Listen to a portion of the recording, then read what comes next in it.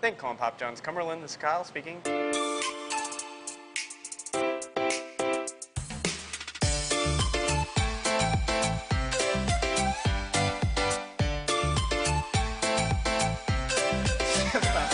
pizza's here! Yay! I know, right?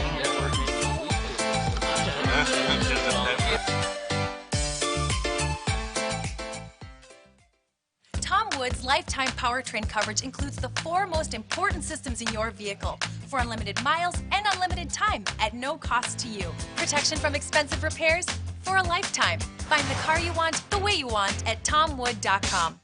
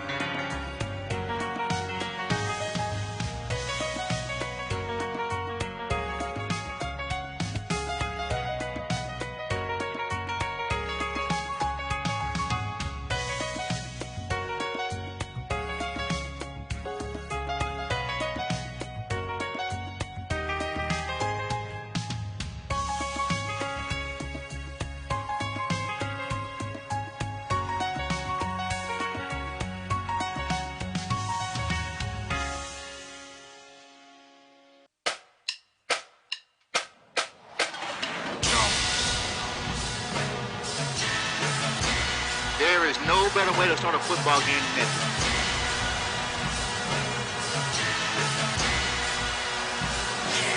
No. Block! Just the kicker to beat. Hamilton using it. Past the 20. Richard Hamilton to the end zone.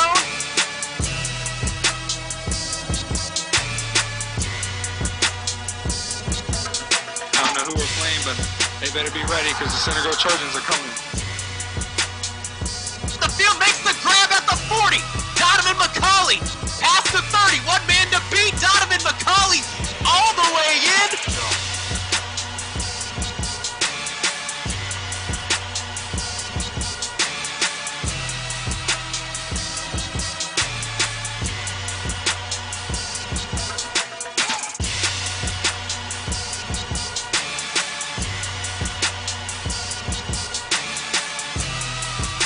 The streak is finally over, man! The streak is finally over!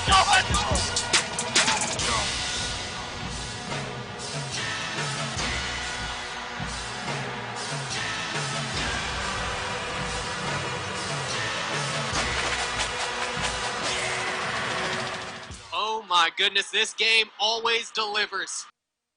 2 vehicles, same model, same color, same price. The difference? The Tom Wood vehicle is a better value because it comes with our exclusive lifetime powertrain coverage at no cost to you. Find the car you want the way you want at tomwood.com.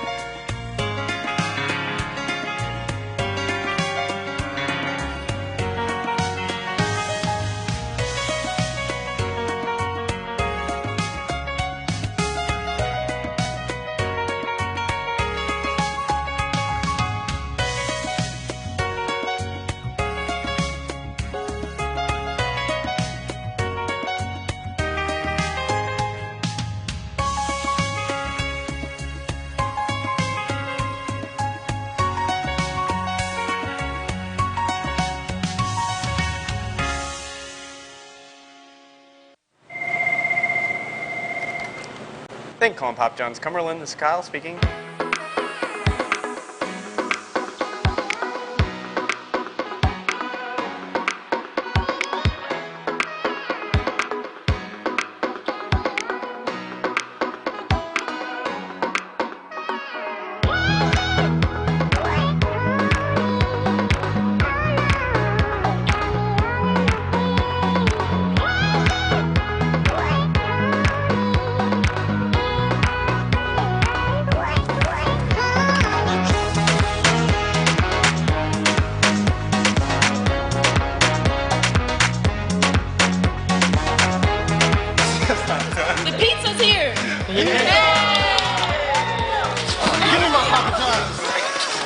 She's already on the plane. Is that Supreme? I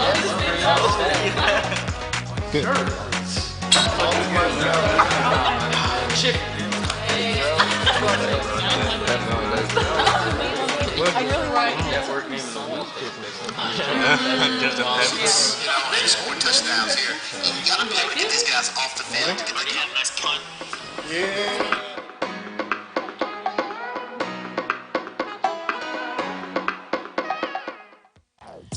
The MIC Network Game of the Week is a proud product of Frontrunner Media's Next Generation Initiative.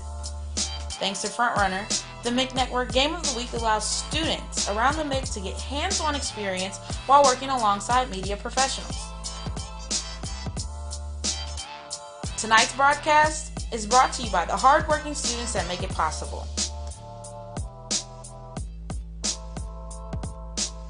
The MIC Network, led by students, powered by champions.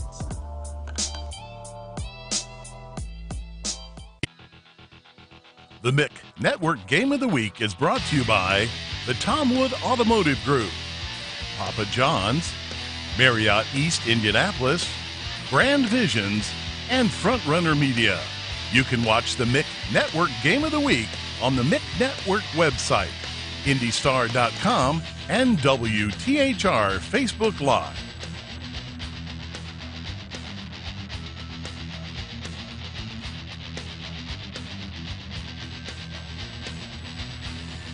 Welcome to Carmel High School, the site of your MIC Network Game of the Week between the Greyhounds from Carmel and the Ben Davis Giants. I'm Logan Hunt, alongside joined by Daryl Morton Jr. And Daryl, this one between these two teams feels like a prestigious event where you have two of the best teams that we've seen historically in Class 6A. You know, when these teams get together, you always feel like it's that way. Of course, the record doesn't show that, but again, it's homecoming. This is the home of the 9-time state champions right here at Carmel, so I expect a really good game tonight. And you mentioned that homecoming night as well for the Carmel Greyhounds. This is a team that's only lost 5 times on their homecoming, one of those coming last year against North Central. This is a team that tends to get it done on homecoming. You got to think the Greyhounds might be the favorite in this one. Well, like you said, they lost 5 times on homecoming, twice to Ben Davis. So let's see if the Ben Davis Giants can come in here and keep that going. Well, also, when you look at the Carmel Greyhounds, 4-2 on the season. Their only losses coming to Center Grove and Cathedral. Had to play those two teams back-to-back, 2 of the top teams in the state. This is a Greyhounds team that has continually improved, especially in their last matchup against North Central, where they won 38-14. They got better because early on it didn't look so good because they were giving up points by the boatload. But again, like you said, they've righted the ship and they've gotten better, and they're looking to come out here tonight and prove something to these Giants. And on the flip side, look at Ben Davis. They're 2-4 on this season, but a couple of those losses came early to Avon and Browns, where a couple games where Ben Davis was just trying to get back into the swing of things. They got a win against Pike. They got a win against Warren Central. They lost a close one in overtime against Lawrence North last week on a field goal where they couldn't quite convert. They got down there and couldn't quite get it. What do you expect to see from the Ben Davis Giants tonight, trying to right the ship? Well, I'll tell you what, we talked to Coach Simmons. He said, look, what we're going to do is pound the football. They like to run the football, so they're going to get back to what they do best. And I'll tell you what, they should be pretty strong tonight as well. Absolutely. And now we're going to send it down to the third member of our crew, Carlos, down in the end zone. Carlos, what do you have for us? Carmel! Thanks, guys. We are here at Carmel for a big game tonight between the Carmel Greyhounds and the Ben Davis Giants. Carmel look to push to continue on with their streak of winning, while Ben Davis looks to start a new one after a tough defeat last week. We are in for a good one. If the fans are ready, it's a great night for some football.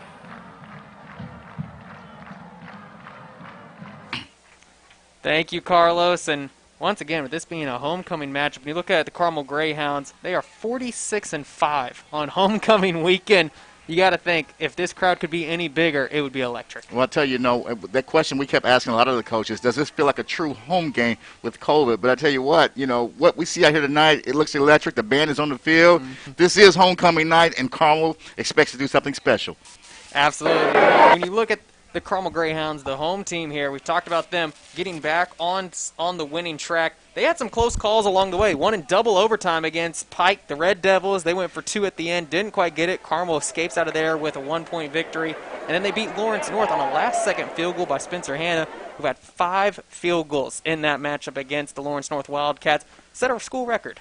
Well, I'll tell you what, you talk about the game ball. I mean, Lawrence North actually had that game won, I thought, but they scored a little too early. You can't leave time on the clock for a guy who can nail field goals. He did his job, and Carmel escaped that night, let me tell you. Coach Hebert comes into this one 54-20 in his 6th season, obviously with a couple state titles for the Carmel Greyhounds. Things looking a little differently, though, for Carmel. They're going to be in the south region of the bracket. They got moved down there with Pike, Avon, and Brownsburg, and shaping out to be a really tough sectional. Well, you know what? Over the years, everyone's always complained about, Carmel gets an opportunity to go up north, and there's no one up there to play. But like you said, it's going to look different this year. It's going to be tougher. Let's see if the Carmel Greyhounds can take down south and come out of it, coming in from the south, like you mentioned. Well, the Ben Davis Giants might have something to say. We saw last year, almost reminiscent, but they started out a little slow, got a win against Warren Central, start picking things up. Obviously, the Giants suffering a loss last week, mentioned in overtime to Lawrence North, but looking to get back on that winning track with games against Carmel, Lawrence Central, and North Central, all left on their slate.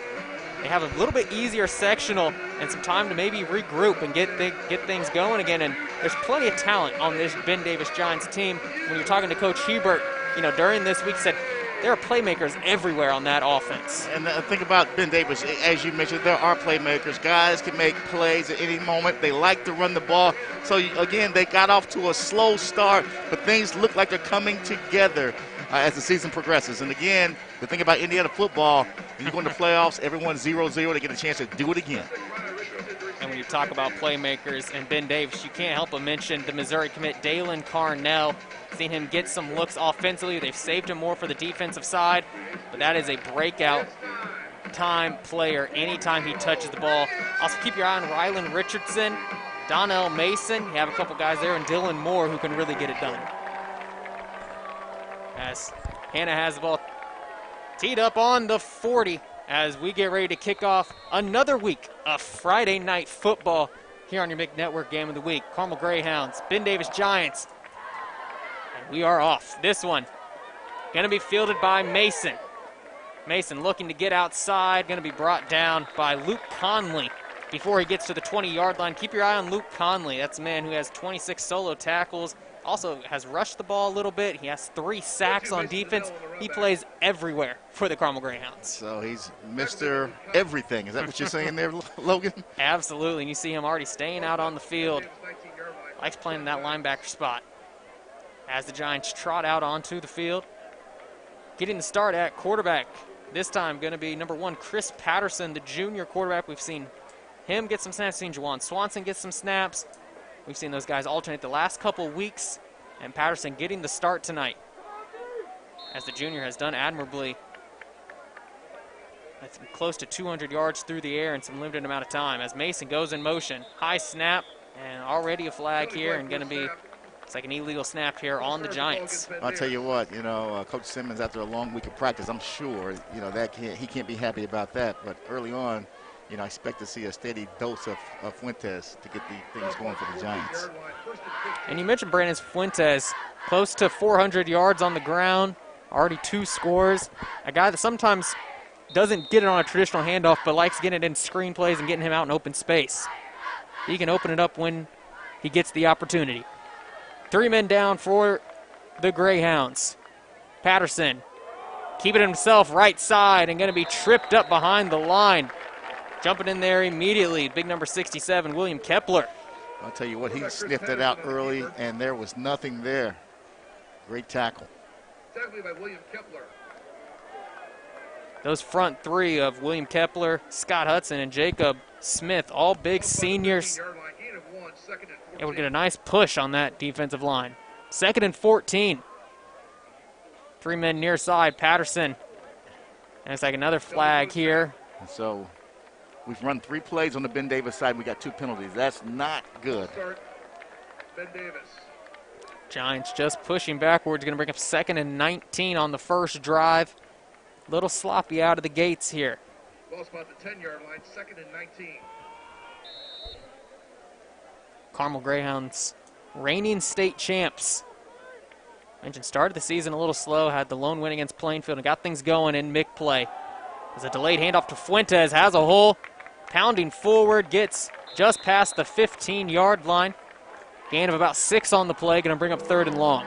I'll tell you what, that hole was open momentarily, but he got everything he could before he got knocked down. They need to really move the ball out so they can get outside the shadow of their own end zone at this point. 16-yard line. It's 3rd. And now have an injury timeout here. Looks like Thomas Maurer, the inside linebacker for the Greyhounds. Yeah, struggling to get off the field a little bit there, and there he is, kind of picks up the pace a little bit. A little slow as we'll see Anthony Cheeseborough, another senior, come in for him. No shortage of talent here to pull from at Carmel High School. Goes to 5,500 students in enrollment. As we'll keep an eye on Maurer the rest of the game. That'd be a big blow for the Greyhounds if they lost him. So once again, 3rd and 13. 11 minutes to play in this first quarter. First series for Ben Davis. Patterson checking at the line. Greyhounds showing blitz. And another false start. Another false start, so. Flag for the snap. False start is a call against Ben Davis. And looked like that right side of the line there. You see Saunders over there.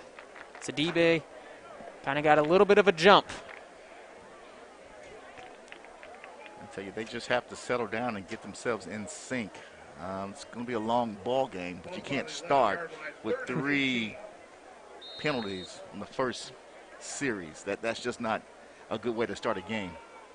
Carmel crowd in the box now, leaving one safety high. Solomon Williams all alone at the 25. Patterson, quick screen play out to Carnell, makes the grab at the 10. Trying to make a man miss, nowhere to go. Owen Schaefer, first man 2, followed by a pair of Greyhounds as Carnell is brought down for minimal gain, going to bring up 4th down.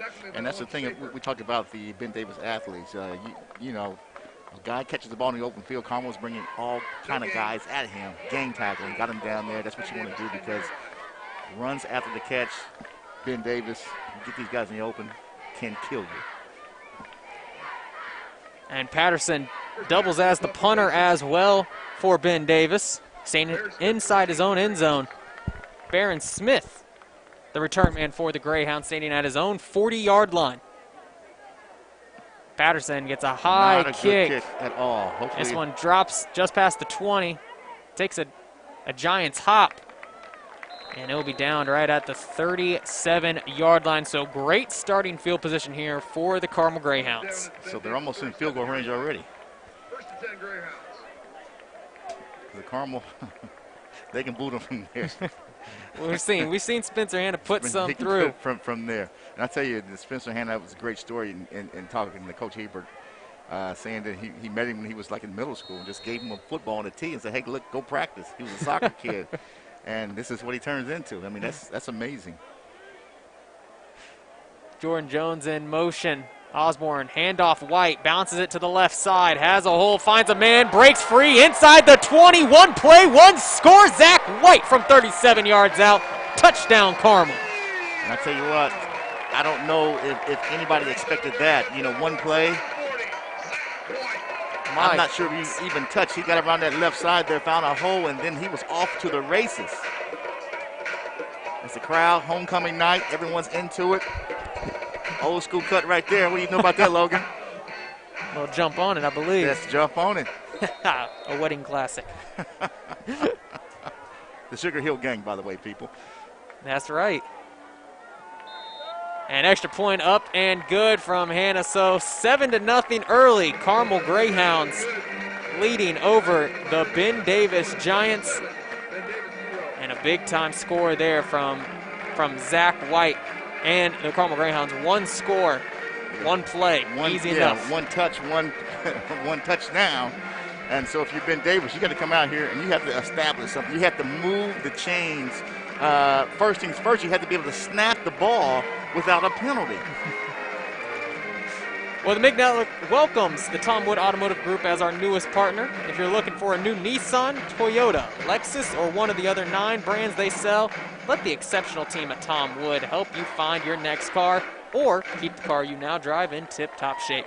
Check out all of their locations at tomwood.com. And if there was a key to that drive, I think it starts and ends with Zach White. Absolutely, without a doubt. I'll tell you, with the left side of that line, though, for the Greyhounds, opening up a big hole. Zach White bouncing it outside and was gone from there. A couple missed tackles as now Ben Davis going to have to find a way to hit that reset button. They got to hit the reset button here because, again, if you don't move the chains on this possession, you give Carmel the ball back, they're at home, it's homecoming, momentum is already there. This could be a long ball game. Well, the last 3 games, the Greyhounds have put up points in plenty, scoring over 30 in all of those. And again, scored over 30 in all of their wins this season over Plainfield, Pike, Lawrence North, and against North Central, as this team's starting to find something in that run game. Big boot here into the end zone, going to be a touchback. So a little better starting field position for Ben Davis. Now they get to start at the 20-yard line, and like you mentioned, going to have to find a way to move the ball. Limit those turnovers. They were behind the sticks from the beginning from a couple of false start penalties. You got to get guys an opportunity to get going. Fuentes got to give them a chance to get going. I mean, these receivers here. Again, Greyhounds showing 3 men on the line, running that 3-4 set. Patterson back in, Fuentes to his left in the backfield. Mason in motion. Handoff Mason on the sweep, cutting up field. Drops just past the 20-yard line before being brought down by Andrew Turvey, the senior linebacker. Gain of about 2 on the play. And if anything, if you've been Davis that was positive on that play, you got it off without a penalty. Absolutely, trying to find the rhythm here early in the ball game, down a score. 3 receivers top side. Patterson looking right side. Again, finding Mason, shake and bake, past the 30, first down, Ben Davis. That's what you want to do. He found a little soft spot right there, picked it up, and the sticks are moving. That's what you got to do if you're Ben Davis. Come right back out here and do what you do, move the football. And another good note here, Thomas Maurer, the linebacker, had to come off for the Greyhounds back in the ball game. 1st and 10, Ben Davis. And Patterson keeps it himself right side.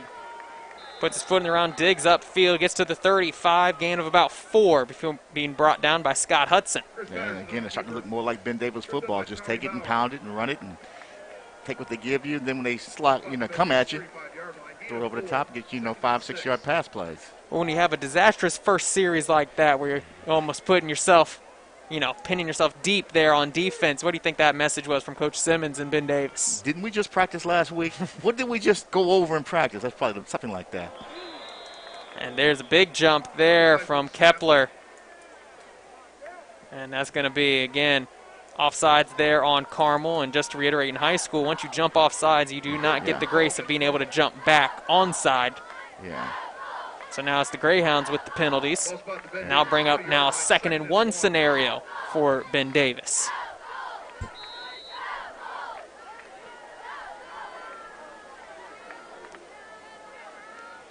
Trips left here for Patterson. Looking left side as well. Scrambling now. Shuffles it over to Mason, who gets it and is going to be brought down just past the 45-yard line. Owen Schaefer in there for the tackle. I'll tell you what, Mason was open for a long time, sitting over there just waiting, and then he just took what the defense gave him, found him, moving the sticks again. Again, Ben Davis is getting into a rhythm. Well, and that's something that Coach Simmons says he likes about Patterson is his ability to extend the play as well. 1st and 10 for the Giants. Inside of Greyhound territory. Handoff Fuentes inside, and a jump here, it looks penalty. Like. It's going to be another false start here. False start. Giants getting a little antsy off the snap. So these penalties sometimes could just be drive killers. You're moving the ball at will, so far, and then, you got to tack on another 5. So, like you said, let's hope this doesn't wind up being a drive killer. 1st and 15 now. Ball on the 46-yard line for Ben Davis. Patterson faking the toss, keeping it up the middle, bouncing left side. Brought down from behind there by Kepler. Gain of a couple. I'll tell you what, Kepler made a stop there because if not, that was at least 10 or 15 more yards of daylight. Well, how many times have we seen that play over the years from Ben Davis, and in particular Trent Gibson, their quarterback last year, that they just dominated teams with?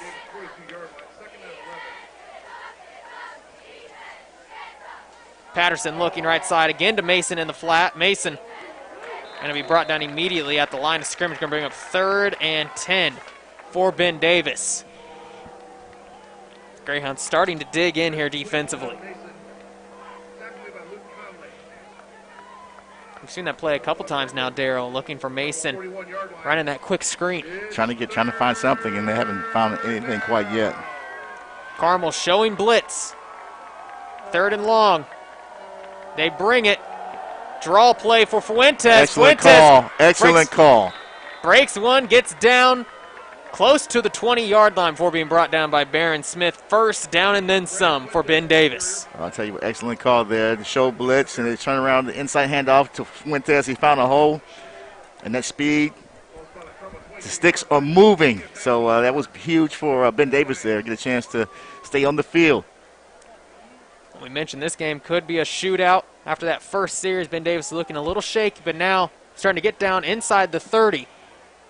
And this is that pressure time that Coach Simmons talked to his team about during practice as Patterson pounds it up the gut, gets to the 20-yard line.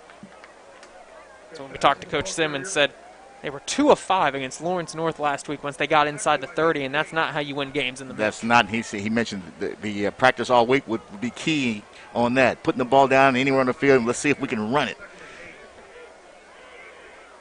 So keep your eye on that now. 2nd and 8, under 7 minutes to go in the first quarter. 7-0.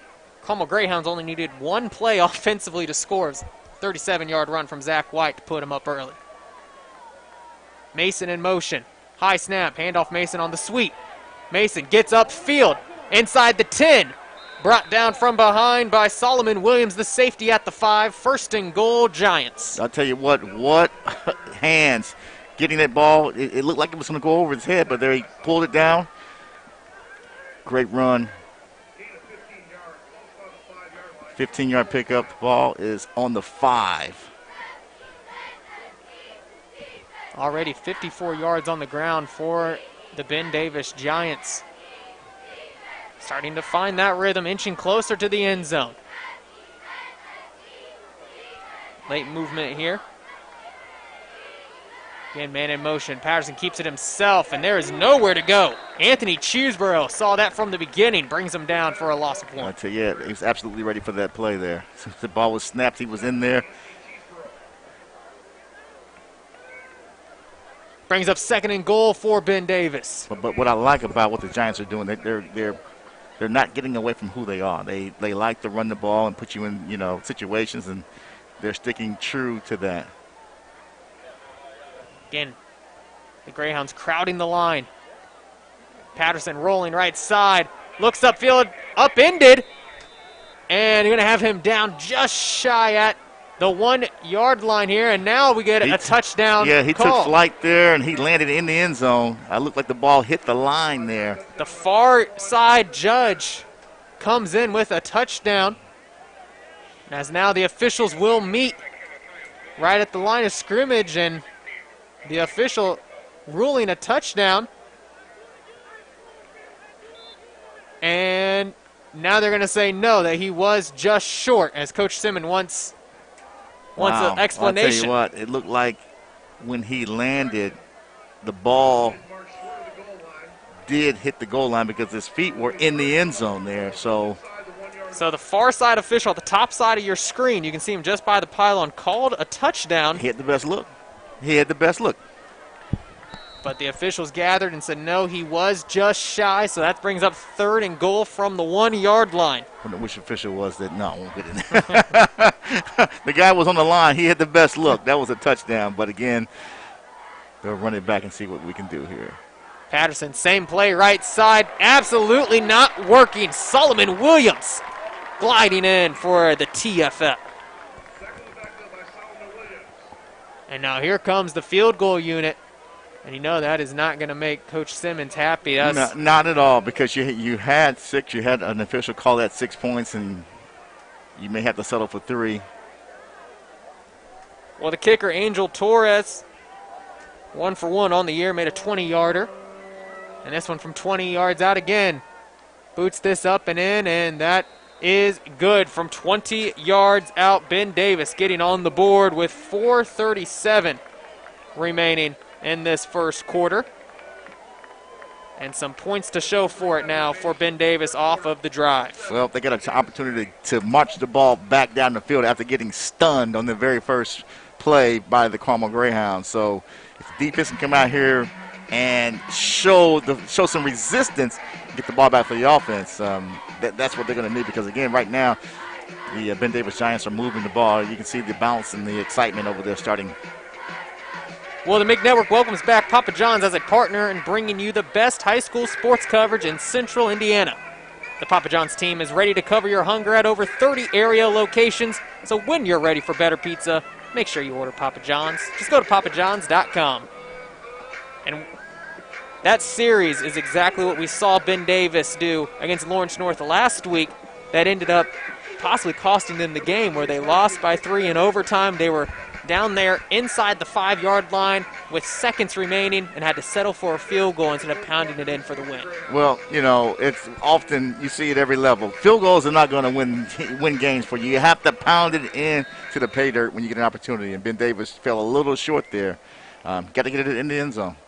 But they were able to gain some momentum as Hardesty kicks this one deep, fielded at the 10. And now the Greyhounds breaking a big one to the outside.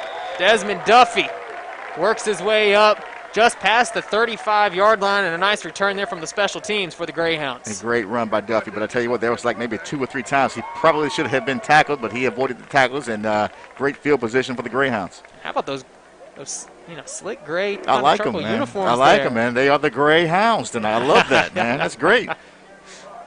I expected blue when I came here tonight, man. I get gray. 7-3, Greyhounds wasted no time scoring on their last possession. It was a 37-yard touchdown run from Zach White. 1 play, 1 score. This time around might be a little different as White gets the handoff, powers his way to the 41-yard line. Gain 4 or 5 on the play. So we know that Carmel likes to run the football. They are committed to the run. They got several guys that can do the same thing. These teams almost mirror each other to a certain degree. 4 men down for Ben Davis. Hard count, not going to get him.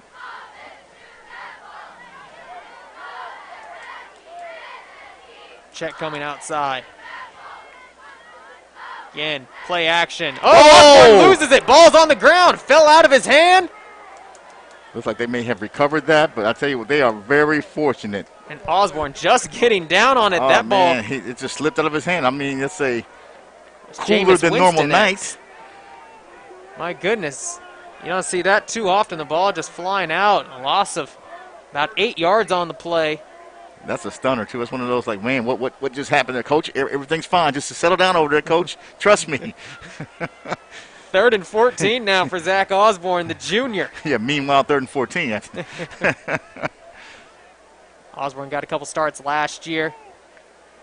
Now taking over the reins offensively. As he looks left side. Lets one fly deep, looking for his man. And, oh, my goodness, that's caught with the flag. Jaden King comes up with the reception on the far side. Are you serious? I'll tell you what, that's the way you come back from a ball slipping out of your hand. You just set back up in the pocket and you just let it go. My goodness. What a play there on the outside. Right there. He put that right where it needed to be. And he had a lot more time to throw it on that one, because the play before, Ben Davis guys were all over him. As the officials once again are discussing what this flag was for, and it was defensive pass interference, looks like.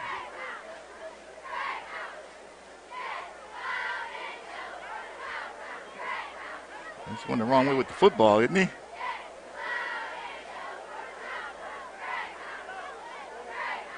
Okay, now he's marching them off.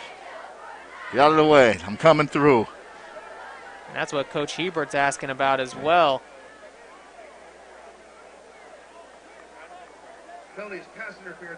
As it is pass interference against Ben Davis, and that is going to be 15 yards for a first down there. As they're saying that Jaden King wasn't quite in bounds when he made that grab. So that's why the penalty was accepted and not declined, as that Jaden King's feet were just out of bounds. I think we all were a little confused there why you would accept that penalty. But the official word coming in from the referees. So after that, 1st and 10 for the Greyhounds after the pass interference call on the Ben Davis Giants, ball on the 48-yard line. 3 minutes remaining in the first quarter.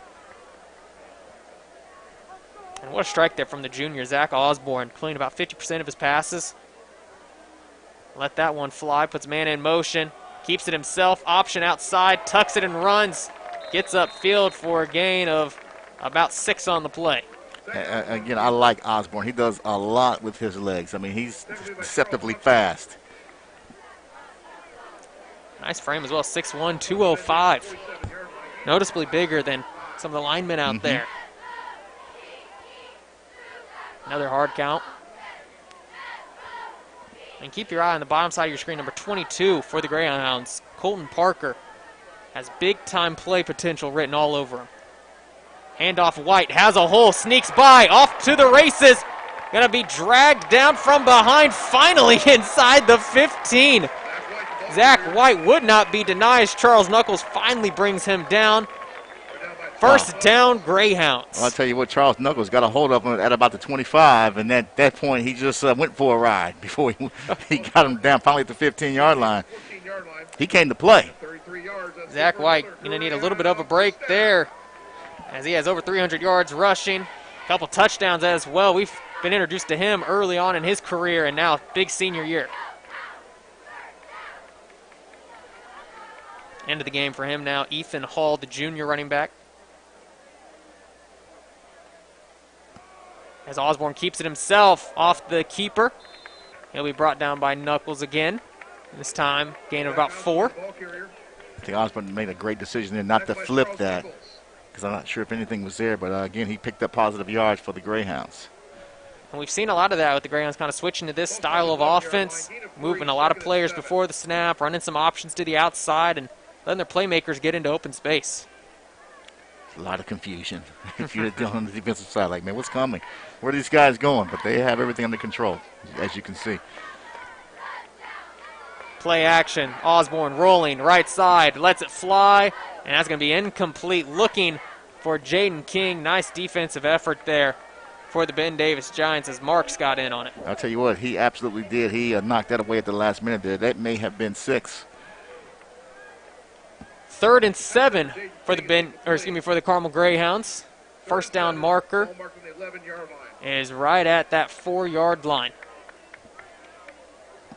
So this would be a big hold for that Ben Davis Giant defense. End of the game now, Jordan Jones, the junior running back, 6'2", 217, as Osborne looking over the middle, found his man, Colton Parker. Big-time play potential as he hauls it in for 6. You're talking about that was an outstanding slant he ran right there. And Osborne did a tremendous job finding him. He just put the ball right there on the money, right there on the numbers, right where you want it. Touchdown. Carmel looking good. 2 series and 2 scores for the Carmel Greyhounds. How about that from Colton Parker? Extra point up and good without a doubt there. So 14-3, Greyhounds on top thanks to now Colton Parker's 4th touchdown of the season. Zach Osborne getting another one through the air as well. Greyhounds leading the Ben Davis Giants by a pair of scores, and so far that Giants defense just hasn't had an answer for the offense that we've seen from Carmel. They haven't. 3rd and 7, you have an opportunity to force them into a field goal, which was pretty much automatic. We know that. But again, you have to force them. Now you put yourself in a position, you're down 14-3. You have to go down the field, and you have to put the ball in the end zone. You can't afford to go to another field goal or get nothing. You have to get 6 on this drive. Otherwise, this could potentially be a long, long night. Well, you look at last year when these two teams met, Ben Davis came out on top 27-14. Well, the Greyhounds already with 14 just in the first quarter alone. Gibson's not here tonight. That was a big part of that last year. Well, hey, if you're looking for custom designed apparel for your organization or company, you'll win every time when you team up with the folks at Brand Visions. No order is too small or too large, so before you pay too much, get a quote from Brand Visions. Contact them at brandvisionsllc.com. And with the ball teed up at the 40-yard line, the Giants, I think, in need of a touchdown here. They are, and again, they have big play potential. They're an explosive team. They just, they found some rhythm on the last, series. They just have to come out here and continue that. But again, this time it has to end in pay dirt. Deep boot into the end zone. Touchback again. As the Giants will take over at the 20-yard line. They had success running the ball as well. Brandon Fuentes broke a couple big ones. Saw Patterson making some nice decisions with the ball. Had a couple sweeps there from Mason. I think the Giants, once again, got down there, thought they had a touchdown, but it got pulled back and just couldn't quite pound it in when they needed to. They have the plays in their toolbox. I mean, if they just keep running what they've been doing and just, lessen the penalties, they're going to be fine. But, again, you have to punch it in. You can't allow Carmel to come out here because what they've shown is, I'm talking about the Ben Davis defense, that they just haven't figured out how to stop them just yet. 1st and 10 from the 20. And there's another one. jump. Another one. Again, going backwards here for Ben Davis, 5 yards. Been their own worst enemy tonight. Carmel does not need any help from Ben Davis during homecoming. They don't. I mentioned the all-time series here. Ben Davis leads the all-time series 23-22. Ooh, got a chance to tie that thing up tonight. Oh, Patterson losing it behind the play and throwing this one up out of bounds. And really a smart play there from Patterson. Very smart play. Don't take the sack. Don't try to run it. Just get rid of it, and we'll start it from the line of scrimmage. The only problem is, it's 2nd and 15. Bit of a broken play. Ball going through Patterson's hand. Hits the turf. Never good to see, but a smart play from the junior. So 2nd and 15. Again, Fuentes to his right in the backfield. Only one man deep for the Greyhounds. Patterson keeps it himself right side. Bouncing it towards the middle. Breaks a hole. Down. One man to beat and gets brought down by Springfield, but not before the illustrious run of Chris Patterson. Like we talked about, Ben Davis, they have explosive players on that team over there. We saw it there. They just have to go down and just continue to do this without committing the penalties. Inside a minute to go in the first quarter. Trips bottom of your screen. Patterson again, a high snap handoff to Fuentes. Finds a hole, keeps those feet moving, and gains about 4 yards on the play.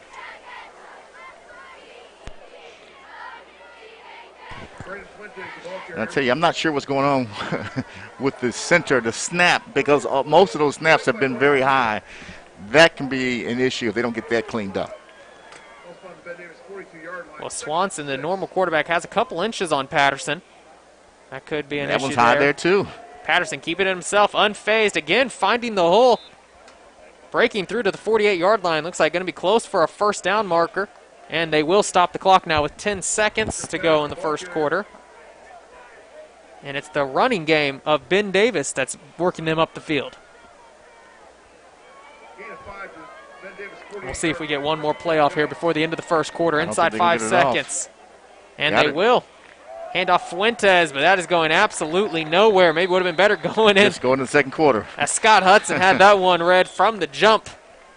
Now bring up a 2nd and long. But after one, it is the Carmel Greyhounds leading the Ben Davis Giants here on the Greyhounds homecoming 14-3. I'm Logan Hunt, alongside joined by Daryl Morton Jr. We'll be back with more MIC Network action when we return. We believe you can't put a price on peace of mind, so we don't. With Tom Wood's lifetime powertrain coverage, you're protected for unlimited miles and unlimited time, all at no cost to you. Find the car you want the way you want at tomwood.com. Thank you, calling Pop John's Cumberland. This is Kyle speaking.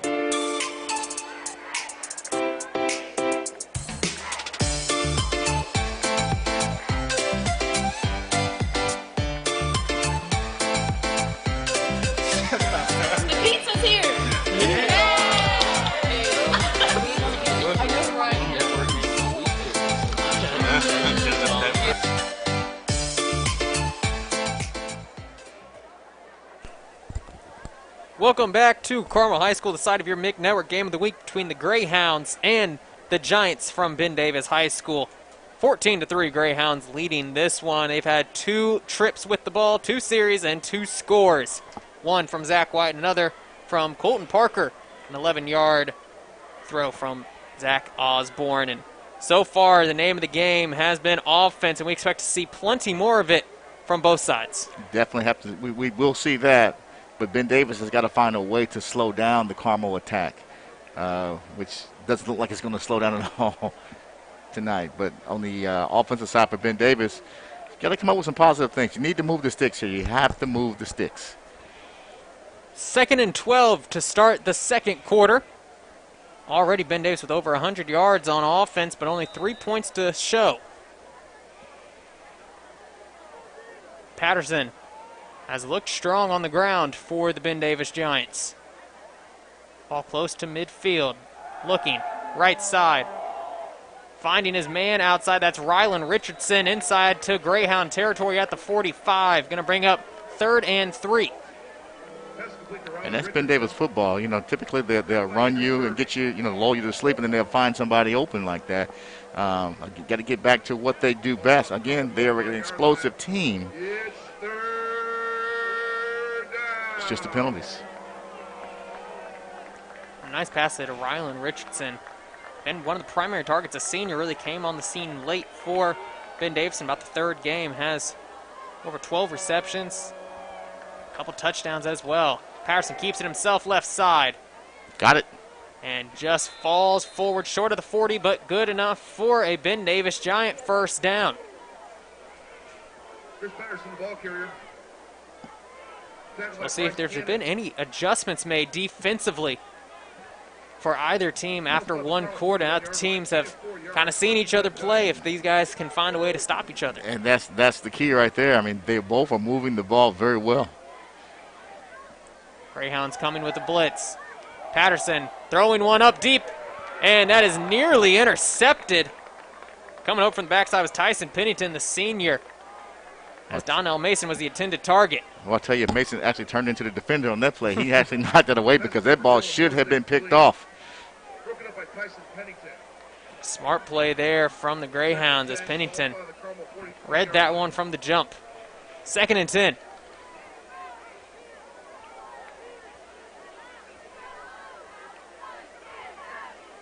And this is where you got to think Ben Davis is going to be looking back. Keep the ball on the ground. Man in motion, that's Peters, and again a weird snap as Patterson has to jump high for it and just slides down behind the 50-yard line, and it's Ben Davis just beating themselves right now. They are, and we talked about this. The center to quarterback, that snap has not been clean hardly at all tonight. And, at some point when you keep seeing that over and over, it's going to come back to bite you as it did there. 3rd and a mile now for Ben Davis. First downs on 126th Street, it looks like. As Patterson. Yeah, next to the Dairy Queen, huh? 3 receivers top side. And a quick screen play out to Mason. Looks to get to the edge. Schaefer again forcing him out of bounds right at the 45-yard line. Going to be short of a first down. Pass complete to Donnell Mason. And decision time now for the Giants. Yeah, at this point, can you afford to give them the ball back? But at the same time, you got to move to the 6 because they're going to get the ball back anyway, I guess. You get the quick punt. I mean, there are certain things that you can do here. I'm not sure if I would give Carmel the ball here. Well, Patterson does double as the punter. It looks like we might get a little pooch punt here. And that is indeed what we will get. Greyhounds choosing not to field it. Takes a nice giant hop inside the 5-yard line and going to be downed. How about that? Flipping the field, absolutely. Right at the 2-yard line. So Ben Davis executing that one perfectly as the Greyhounds are going to have to go 98 yards for 6. And this gives your defense an opportunity to gain some momentum if you're Ben Davis. Get out there and make some big plays. You got them pinned back. Let's get the ball back for our offense, should be the mindset. First order of business, though, is stopping number 9, Zach Osborne, who has been masterful back there commanding the offense. He's looking like Tom Brady. Giants showing blitz. Osborne, handoff to White. And he gets a little bit of breathing room up to the 5-yard line. Again, Knuckles coming in for a tackle. He just is all over the place for that Ben Davis Giant defense. He definitely is. But I tell you what, looking at White, I mean, look at that kid there. I mean, he looks like, he's going to make a big play, break a big play, as he's done so far. I mean, he's built for that. Zach White, small, 5'9", 210. Compact, short enough to get, kind of get lost in the middle there, but with great speed. Carries a couple defenders typically. 2nd and 7, again going to White. Breaks one tackle, stands another man up. Keeps those legs moving and going to be close to a first down for the Carmel Greyhounds. I'll tell you what, he got through, like you said, he kept his legs moving. Guys are just bouncing off him. That's a football player. 3rd and an inch here for the Greyhounds. And you mentioned this will be a big stop for the Ben Davis Giants. Get a shortened field. My guess is they have a heavy dose of Zach White coming their way. He's coming. He's coming. It's not a question of if. It is when. Play action. Osborne over the top. And there's a flag coming out. They had everyone fooled. Their intended target was Barron Smith. And he catches that ball. It's bye-bye. And this one clearly looks like going to be a holding call here on the Ben Davis Giants, or a pass interference call on the Ben Davis Giants in the secondary.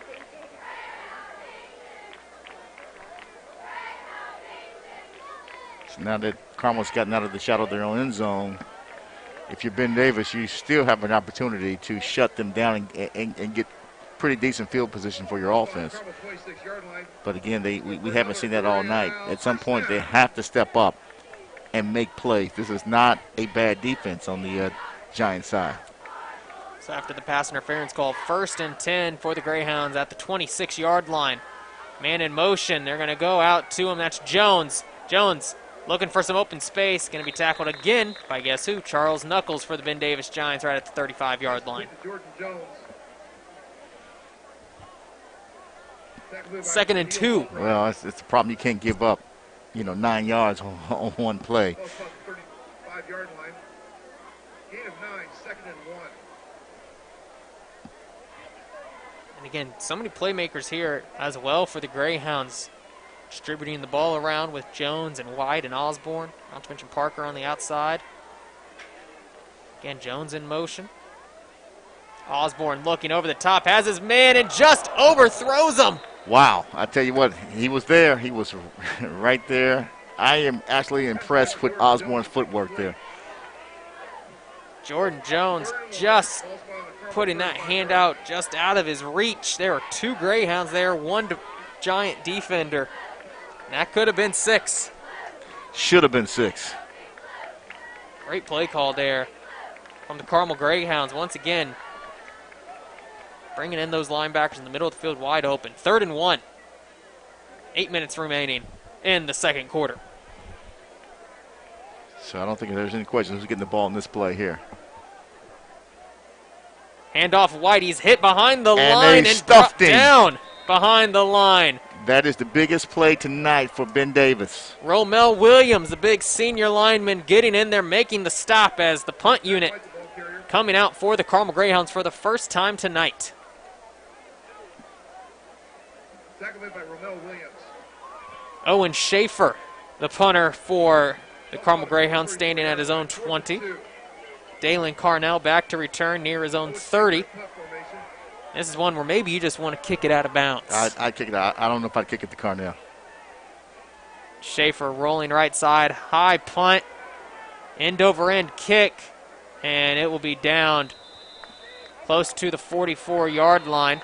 And a flag coming out for some extracurriculars here between these 2 stored programs. Punt is down at the Ben Davis 46-yard line. Penalty flag on the play.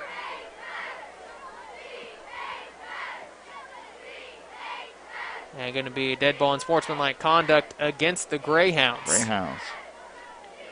So you saw Springfield getting into it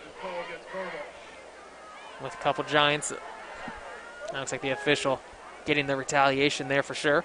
Yeah, he did. The official somehow always gets the last word. Doesn't matter what sport. Well, a massive penalty now, as the Greyhounds would have been just as good going for that. Yeah, absolutely. Ball now Yeah. on the 41-yard line.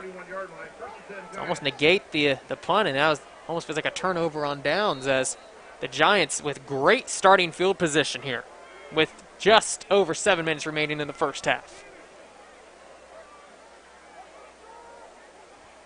Looking for their first touchdown of the game. Patterson keeps it left side, finds a hole, comes forward about 3 yards, and a flag in there out. again. Could be a hold, maybe. Looks in the vicinity of it as well. And how many times do we see Ben Davis run this play with their 11th man out there? That quarterback doubles as a running back sometimes, it feels. Absolutely. Interchangeable parts, but again, it's going to come back. And it's difficult to win games when you're always, putting yourself in a position where you're going to have to pick up extra yards to even just make it, get back to even. Absolutely. We've seen this on every single series. Ben Davis has gone backwards at some point, something they're going to have to clean up in the coming weeks and in this game. Ball spot to Ben Davis, 48-yard line. Ball back to Ben Davis's 48-yard line. 1st and 21 for the Giants. 3 men on the line for the Greyhounds. Fuentes in motion. Patterson looking that way, goes inside to Peters. I don't know how he got that pass there because it should have been tipped. How about that? Hayden Kate coming in, making the tackle for the Carmel Greyhounds. He was not fooled. It's a little bit of a trick play looking out to Fuentes, and Peters sneaks inside. I'd like to see Ben Davis sneak someone down the field. Just go for it here. Only one man playing about 10 yards deep. That's Solomon Williams for the Greyhounds. Sneak someone there. And they're looking for right Peters. There. Oh! And he makes the grab, it looks like. Did he make that catch? I mean, wow. They did, but the boom came in from Solomon Williams. Like you said, he got bodied there. He got bodied for sure. Wow. But Rob Peters holding on to it. And at some point, you guys just have to go make plays, and that's exactly what Peters did. Well, they've got playmakers. They got guys. They got receivers. Everybody has great hands on that side. I mean, I'd put it up. But because of that penalty, it's still 3rd and 9. That's amazing, isn't it? Again, could be 2-down territory here for the Giants. Patterson keeps it himself. Nowhere to go, and just stood up by the Greyhound defense right at the line of scrimmage. He was stood up, and then he was taken down by 4 guys there. So now you bring up 4th and 10, and looks like you're going to, if you're Ben Davis, they're going to kick. Yeah, you had to get something there to even think about going for it. But the Carmel Greyhound defense, again, holding tough. Maurer and Turvey on the outside would not be denied. So definitely a missed opportunity for the Ben Davis Giants. And now, with 5 minutes before halftime, you got to stop these guys from going down and putting in the score before the half. An actual punt formation here from Patterson. Smith back to return. Makes the grab just inside the 15-yard line. Going to be down at the 14. Looks like Greyhounds learning their lesson. Wanted to get a man back there to get a hold of that. Absolutely. Well, Papa John's is hiring delivery drivers at all of their Indianapolis and surrounding locations. You must be 18 years old, have a great attitude, have at least 6 months of driving experience, a clear driving record, and insurance. Apply online at papajohns.com to set up your interview or text JOBS to 47272.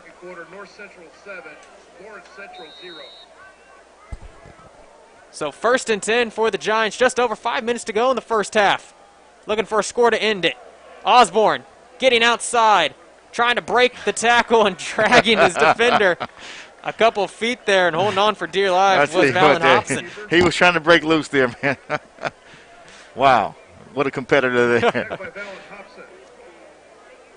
And the transformation here of Zach Osborne at quarterback, we've seen his progression from last year to this year. He's taken a huge jump. Yeah, and actually looks better than he did in the first couple of weeks of the season. Again, this Carmel team is coming together. 2nd and 2. Handoff to Jones. Follows his blockers ahead. Or being brought down by Golden right at the 30-yard line. First down, Greyhounds. Chains are moving again. If you've been Davis again, this is a huge opportunity to stop the Greyhounds here. Get the ball back for your team, and hopefully you can get something on your end going into half, because, again, 3 points is not going to do it. How about this? Ben Davis so far outgaining the Greyhounds in total yards by about 20 yards total here. They have more yards than the Carmel Greyhounds, but they're losing by 11. I'll tell you what, then subtract the penalties to that, or add the penalties to that, and see how it shakes out. Because that is the difference right now, is the penalties, because those are momentum and drive killers. Nowhere to go there for White. Brought down by Myron Green. 2nd and 11 now for the Greyhounds. Still taking their time offensively, not in any sort of rush. Still 3 timeouts to their name.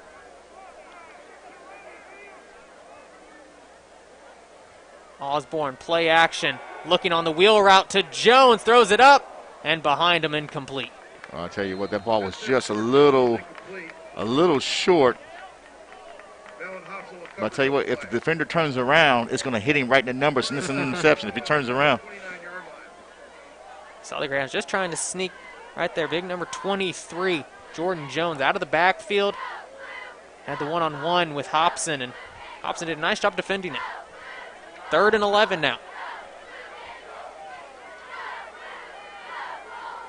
4 men on the line for Ben Davis. Osborne, plenty of time, steps up in the pocket, throwing over the middle to Parker, and incomplete.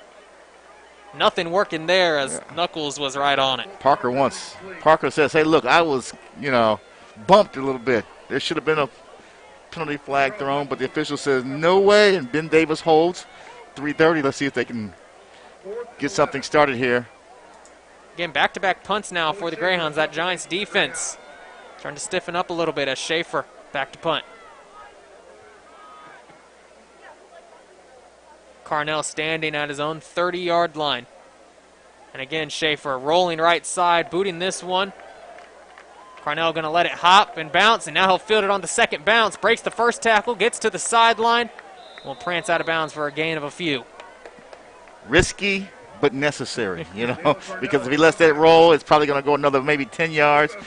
Picked it up, and he actually, got a few out of that before he went out of bounds. But again, this is an opportunity for the Ben Davis Giants to move the ball and get something in on the scoreboard before half. Well, you say that, and then you see some laundry on the field, a hold against Ben Davis. I didn't see that. Return. Oh, well, I'm sitting here enjoying what I'm saying, and I didn't even see the laundry on the field. My goodness. So we're returning to what we've seen is, football with penalties.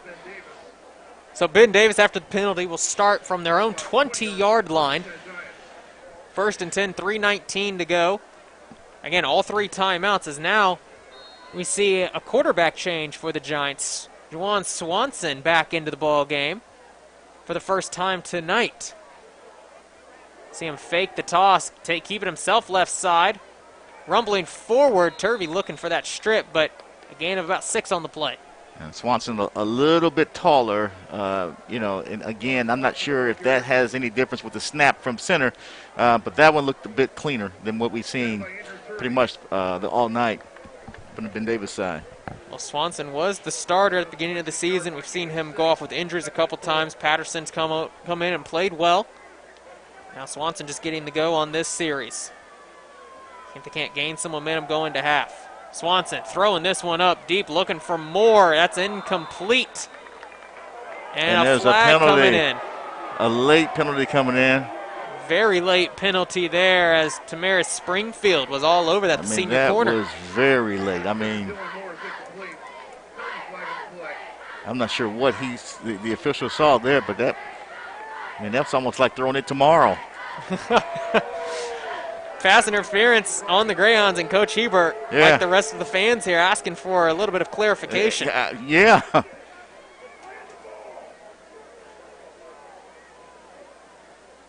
They'll walk this one up the field, and it looked like Springfield had pretty good defense there. Coverage looked great. Everything looked great. I'm not sure, but I guess the officials are on the field a lot close to the action. But from here, I saw nothing. Well, 1st and 10 for the Giants on the 41-yard line.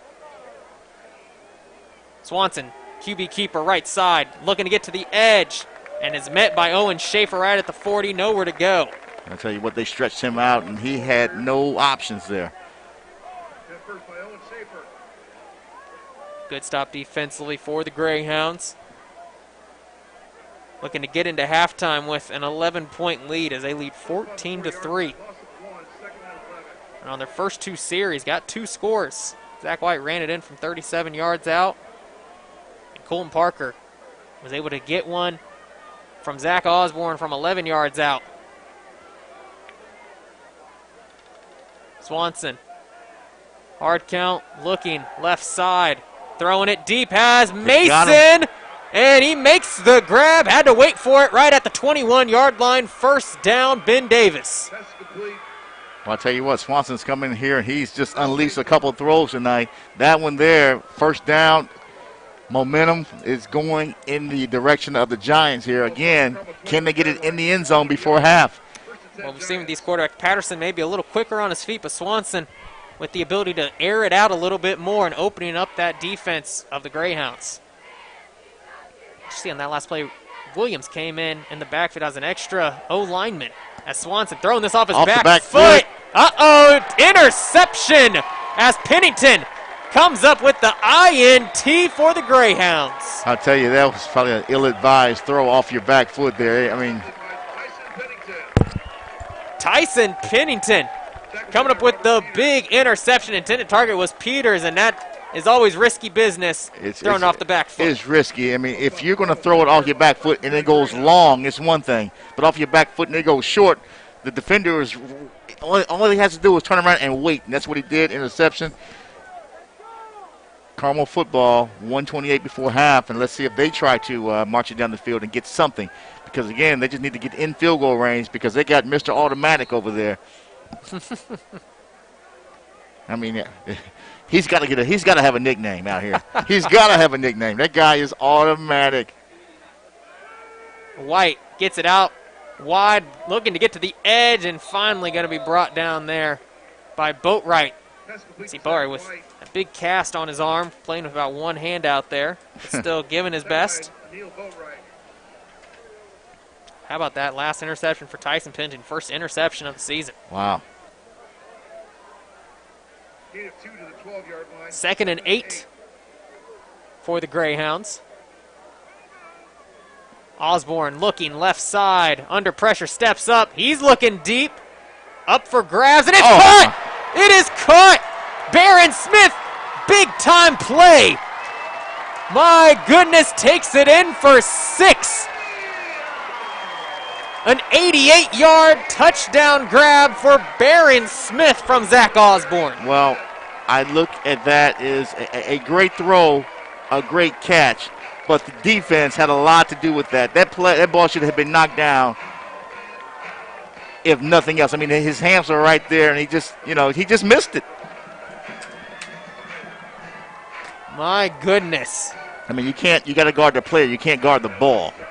And that's what happened there. He tried to bat the ball. I mean, you can't let the guy get behind you like that. You can't. Nice concentration, though. You saw Smith keeping his eye on the ball, coming up with the big play. I mean, Smith did a great job. He did a great job, but there's just no way. You got to knock that down. You cannot allow, with 1 minute left before half, you can't allow that. So now you're down 21-3. You have no momentum. That's a huge play. That's a huge play. If you could have gotten to the locker room 14-3 if you're Ben Davis, things could have been much, much different. Now, Carmel, homecoming, Notre Dame fight song playing in the background. That is now the Carmel fight song, I was told. That's huge. That's huge for Carmel. Well, the secret is out about one of Indianapolis's best hotel choices. The Marriott East team will make sure you are safe and secure during your stay. With amenities like the Skylight Bistro and the Business Center, everything you need is right there on site. And at the Marriott East, a great stay doesn't have to cost a great deal of money. The next time you need a hotel room or a safe place to hold your meeting, contact the folks at the Marriott East, located just off of Shadeland on 21st Street in Indianapolis. Well, we say it's a game of inches, a game of plays here, and You saw an ill-advised throw from Swanson, throwing it off his back foot. Pennington comes up with the interception for the Greyhounds, and where Ben Davis once again moving the ball inside of the 30, couldn't quite convert, and it's the Greyhounds striking back in 2 plays for a score. Well, Coach Simmons talked about red zone. You know, I mean, you got to get in the red zone, but again, they're moving the ball down the field. It's just something happens to them when they even think about threatening the end zone. Again, a big boot here from Hanna, not going to be returned. Touchback for the Greyhounds with just over a minute on the clock. And a very balanced offense now from the Carmel Greyhounds. Zach Osborne lifting them up through the air. It's one of those situations where you're going at half, you look at the stat sheets, and you look and see that Ben Davis clearly in terms of yardage before that play is really dominating the game. Mm-hmm. Absolutely. Had more yards. Just got down there, couldn't quite make it work. And now you see Swanson back off of the field. Chris Patterson, the junior quarterback, back in, the original starter of the game for Ben Davis. 1st and 10 from the 20-yard line. We'll see how aggressive the Giants are here. And going to be delayed here to Fuentes, and nothing working at all. Hayden Kate coming up with the tackle. And think about Carmel, when you're up, 21-3 right now, your defense can take chances. And again, they are sniffing at the ball and they're making plays. And a little interested here to see the Greyhounds, if they were thinking about taking any of their timeouts. They have 3 remaining to maybe get the ball back, look for a blocked punt if they can make a stop. I think they've done enough here in the first half. They can go in here pretty happy at half. Patterson looking in the middle, Mason with it, and immediately going to be pushed backwards by Springfield. Not much working there, getting back to the original line of scrimmage. As both teams look very content to run this one to half. Absolutely. And again, if you're Ben Davis, the halftime conversation is missed opportunities, because that's what we've seen the entire first half from the Giants. And they will not even take another snap. So at the end of the first half, it is the Carmel Greyhounds on homecoming night leading the Ben Davis Giants 21-3. Zach Osborne with 2 strikes through the air. Zach White with 1 on the ground to lead the Greyhounds on your MIC Network Game of the Week. We'll be back with some first half stats, as well as a look at what's going on around the MIC and some of the other games when we return here on the MIC Network. Same model, same color, same price. The difference? The Tom Wood vehicle is a better value because it comes with our exclusive lifetime powertrain coverage at no cost to you. Find the car you want the way you want at tomwood.com.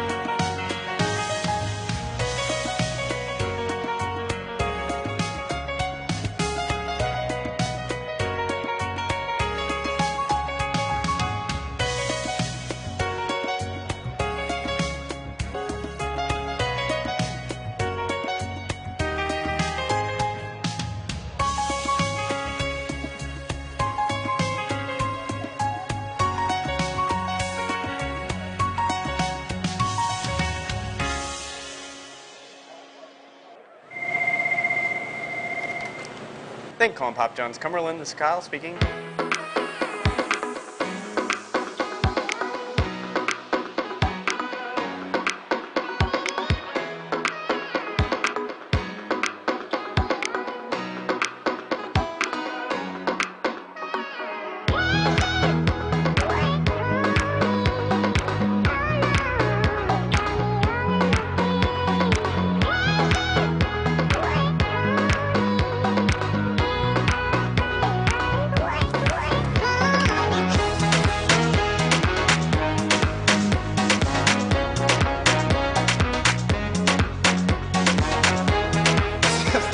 The pizza's here.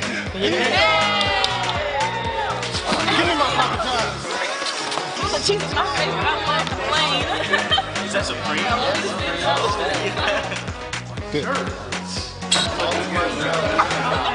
Chip. I really like network game of the week. They scored touchdowns here. You gotta be able to get these guys off the field to get the game. Nice punt. Yeah.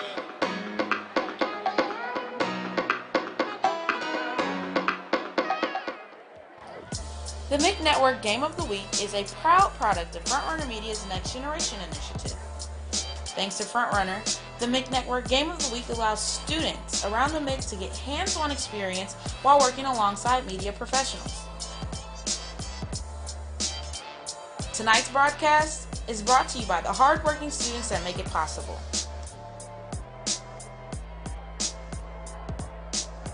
The MIC Network, led by students, powered by champions.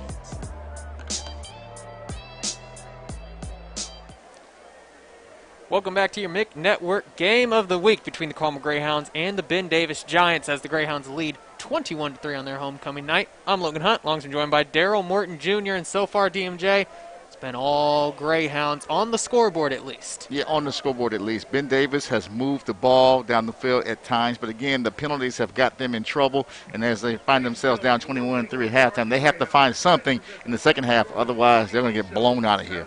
Absolutely, and we saw Ben Davis a couple times get down the field. They started working it closer and closer inside the 30, like we talked to Coach Simmons. Once you get inside the 30, they need to make plays.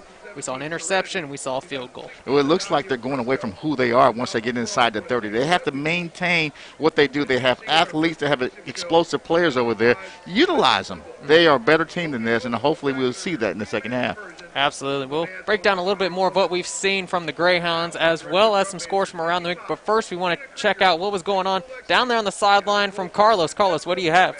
Please welcome 2020 Carmel High School Marching Greyhounds.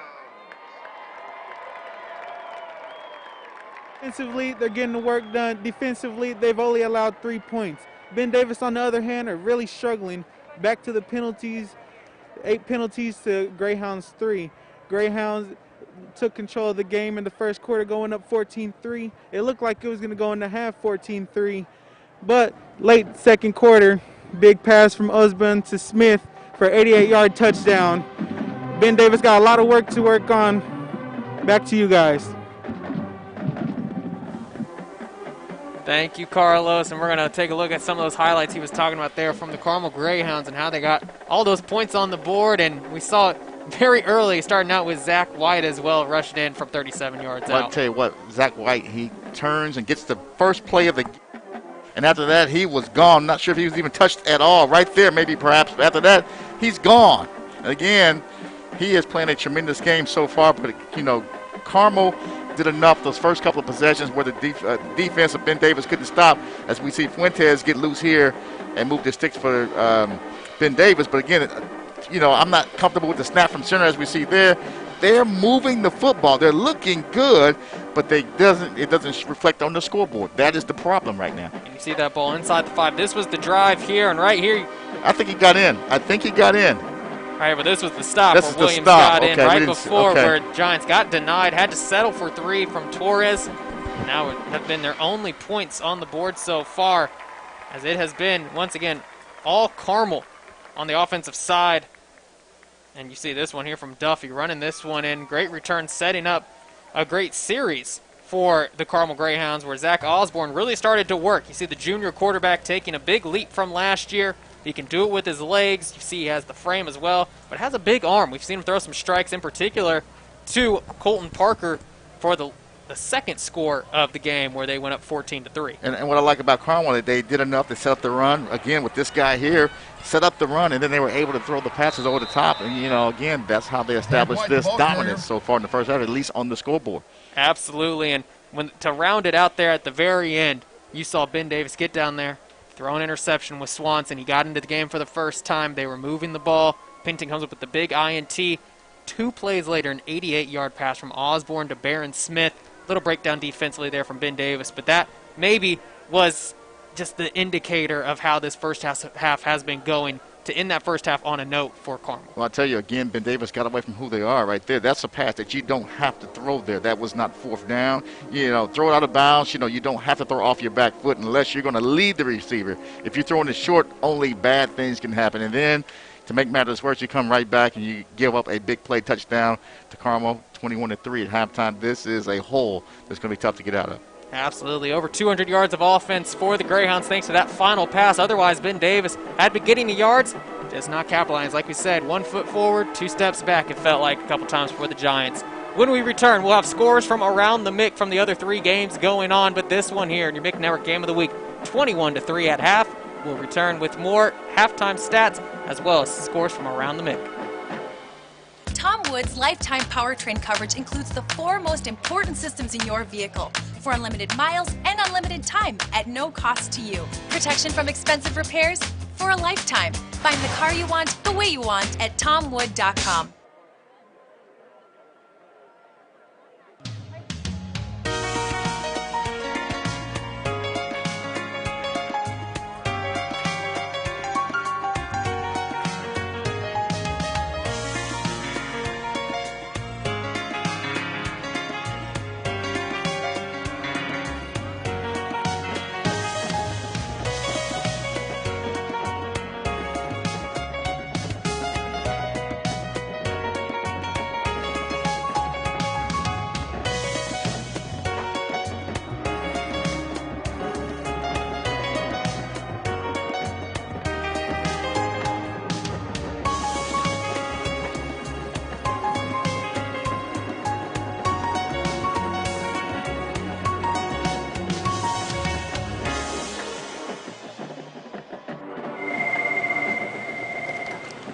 Thank you, Pop Jones. Cumberland, this is Kyle speaking.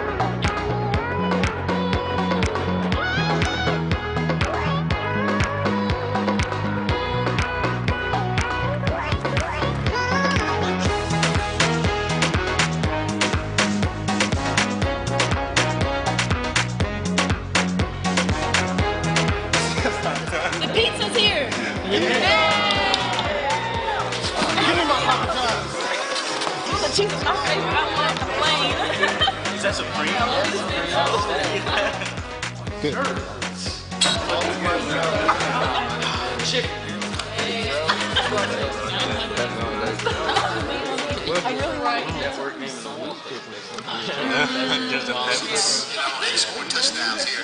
You got to be able to get these guys off the field to get the kick. Nice punt.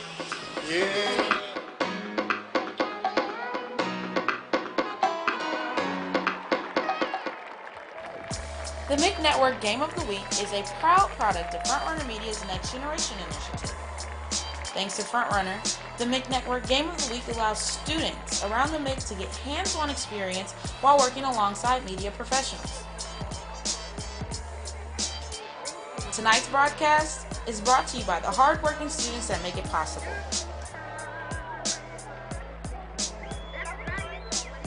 The MIC Network, led by students, powered by champions. 2 vehicles, same model, same color, same price. The difference? The Tom Wood vehicle is a better value because it comes with our exclusive lifetime powertrain coverage at no cost to you. Find the car you want the way you want at tomwood.com. As the calendar flips to October, boys and girls soccer teams will square off for a chance to win a state title. On the boys' side, 3 teams in the MIC have a legitimate shot to go on a deep playoff run and achieve their ultimate goal. The only problem? All 3 of those teams are in the same sectional, aptly named the Sectional of Death. I'd say it's definitely one of the most competitive, if not the most competitive.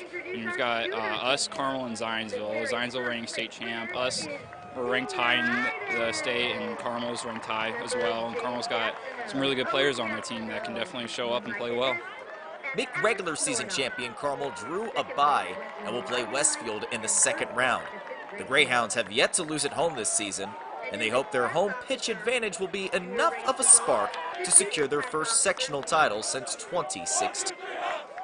We're used to this turf. We like playing on it. Under the lights, nothing can get better. So I think we do have an advantage over some of the other teams in this sectional. On the other side of the bracket, second-ranked North Central has one of the toughest draws as they open against Zionsville. Already down one of their top goal scorers in Josemir Gomez, North Central is hoping to give beloved head coach Jerry Little one last championship before he rides off into the sunset. And Josemir Gomez, arguably the best player in the state of Indiana, goes down. We responded well. We didn't put our heads down. We stayed positive, and we have senior leadership that allows us to come together and still be able to beat teams even though we lost our best player. To round out the bracket, 16th ranked Pike, led by head coach Theron Smith, opened their postseason against Indianapolis Shortridge. The Red Devils are also searching for their first sectional title since 2016. Regardless of the outcome of next week's sectionals, every player and coach is grateful that they have a postseason to look forward to after a summer of uncertainty. It's a joy for me to be here in my last year and get to complete the season. Reporting from Carmel High School, Josh Ayen, the MIC Network.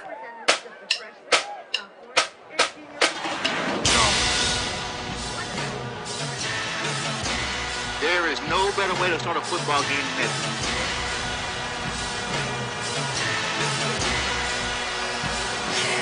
Block! Just the kicker to beat. Hamilton using it past the 20. Richard Hamilton to the end zone.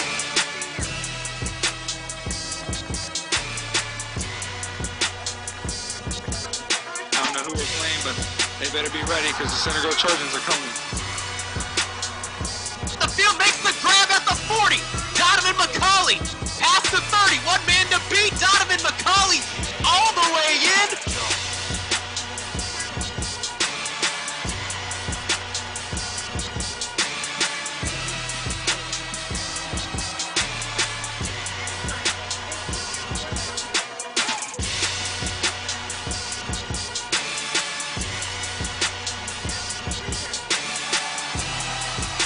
The streak is finally over, man! The streak is finally over!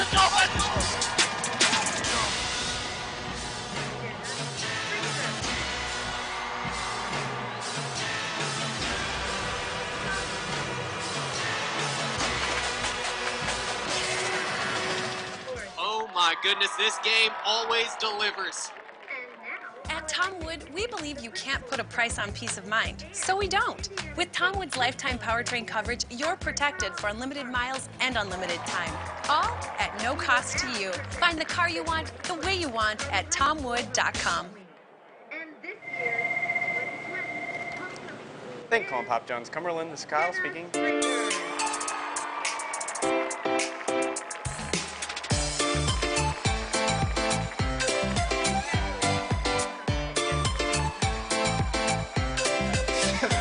The pizza's here!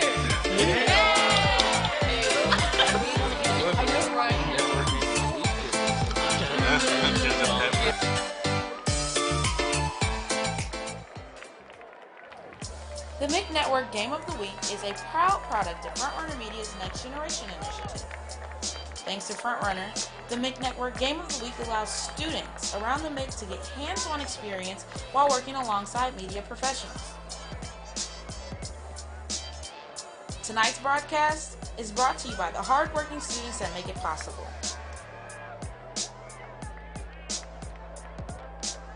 The MIC Network, led by students, powered by champions.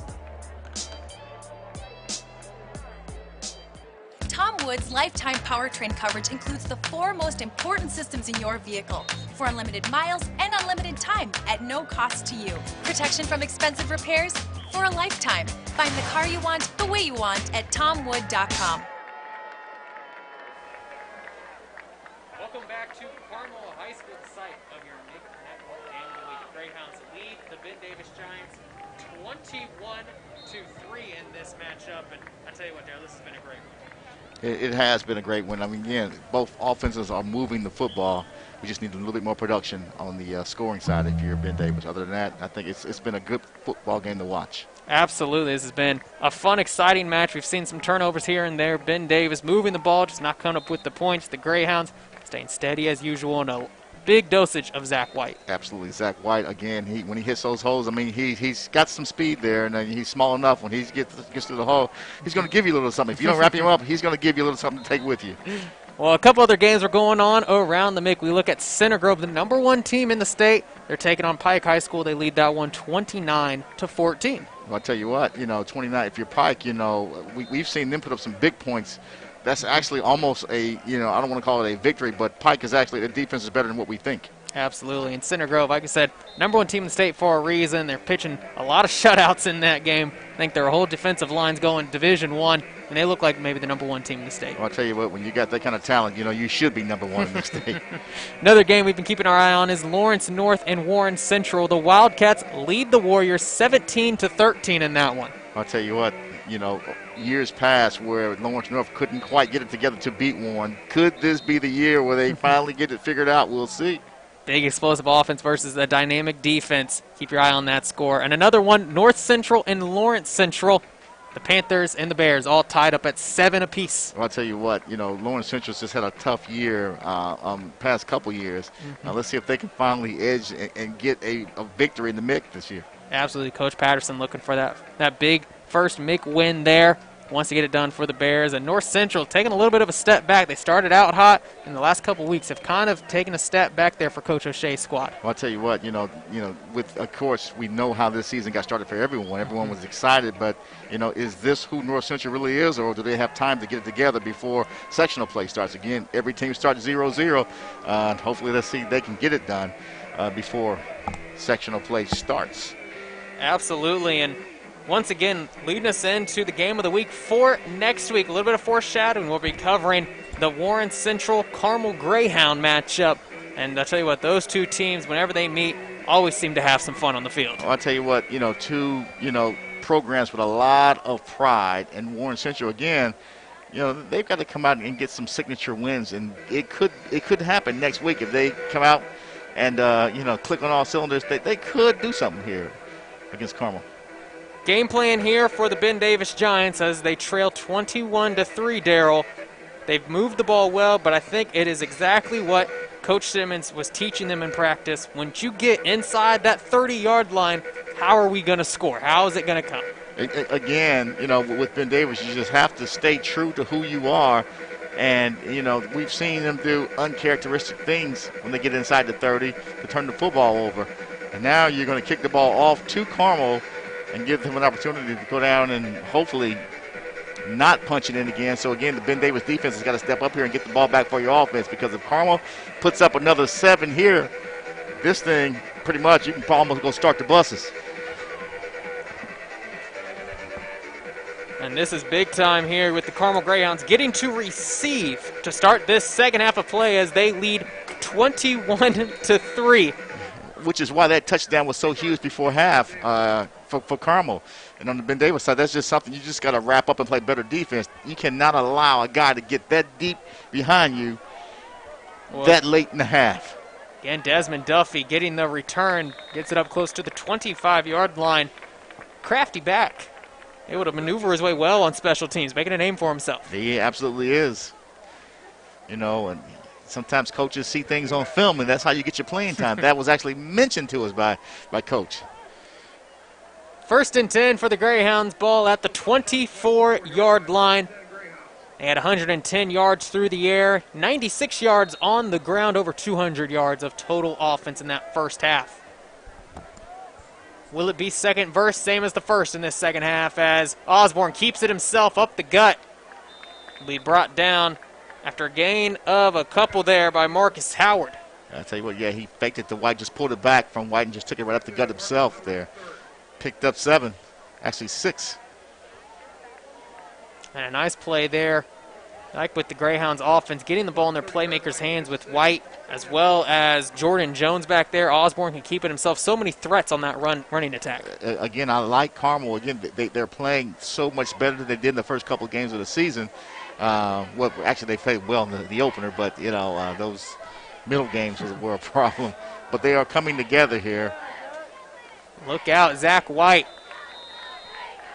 rolling right side, and it takes a couple Giants to bring him down. First two was Hobson.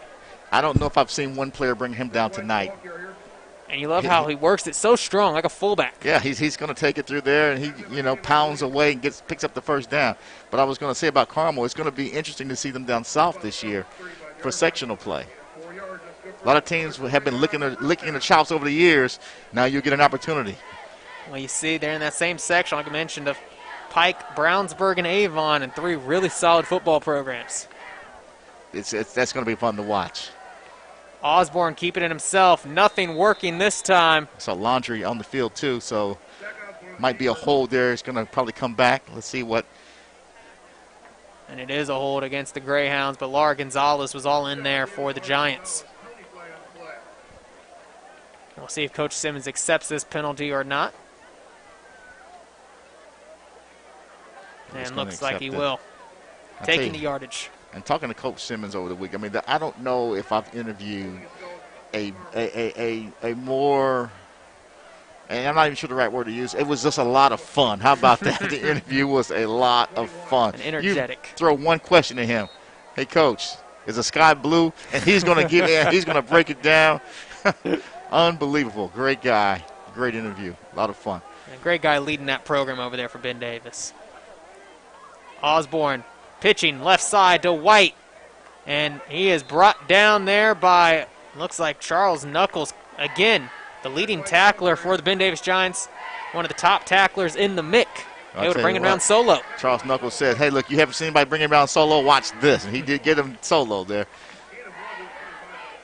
A lot of contact there. I mean, that was a tremendous hit from both sides because Zach is certainly dishing it out as well. When you try to bring him down, he will dish it out. Charles Knuckles with over 70 tackles That's on amazing. the season. That's amazing. That's getting around. That's flying around the field. Nice safety net back there as White gets it up the middle. They drag down from behind there.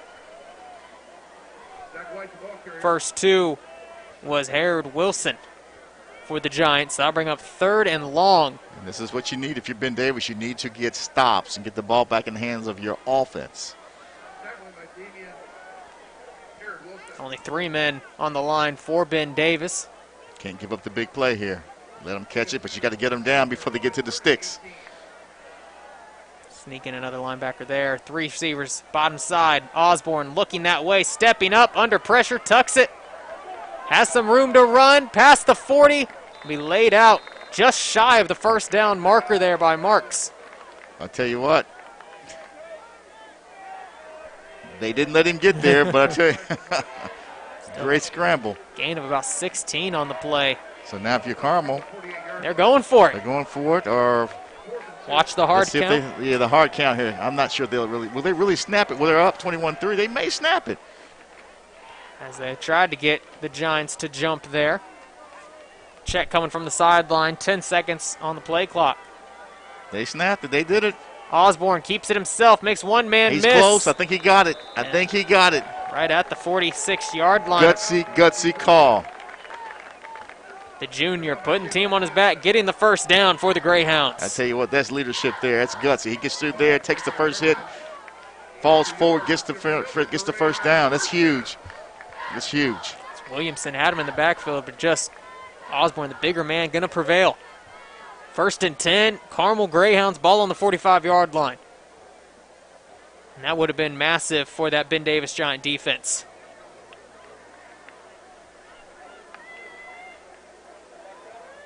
Once again, the Greyhounds love running the football. Already taken nearly 4 minutes off the clock. So White will go left side, gaining about 2 or 3 on the play. Yeah, and now if you're Carmel, you're really in no rush. I mean, you can turn, you can run the clock down, turn around, give it to that guy, give it to Zach. And well, the Carmel Greyhounds are always at their best when they're in control. All 4 of their victories, they dominated the time of possession, and their 2 losses, they didn't. Hey, well, you know, that's a recipe for winning. You can do that every game. Hey, look, we just need to go out and dominate the time of possession, and we'll win. In play action, Osborne looking for Parker, has him over the middle. Ball comes out at the end, and they're going to count it as a completion And down at the 38-yard line, first down, Carmel Greyhounds. I like the way he runs those nice tight slants. The ball right there on target, as we can see the replay here. Let's see how long he holds on to this ball as well. Carnell comes in and strips it out. Ooh. Could have been incomplete there. Yeah, that was pretty close.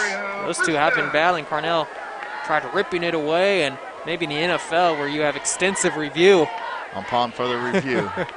Well, the coaches can throw a challenge, you know, and we're going to go look at that.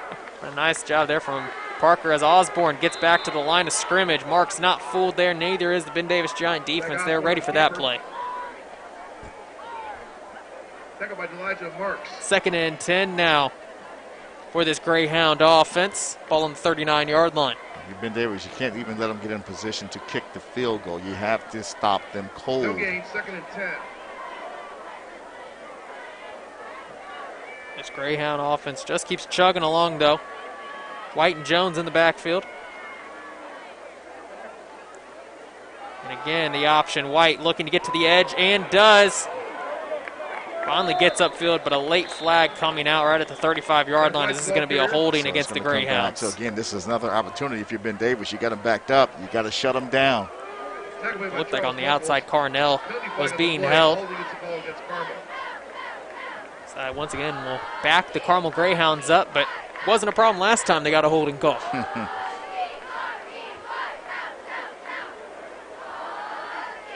They've once again already taken 5 minutes off the clock. Amazing. Just running the ball with ease, finding Parker when they need to, and the attack through the air.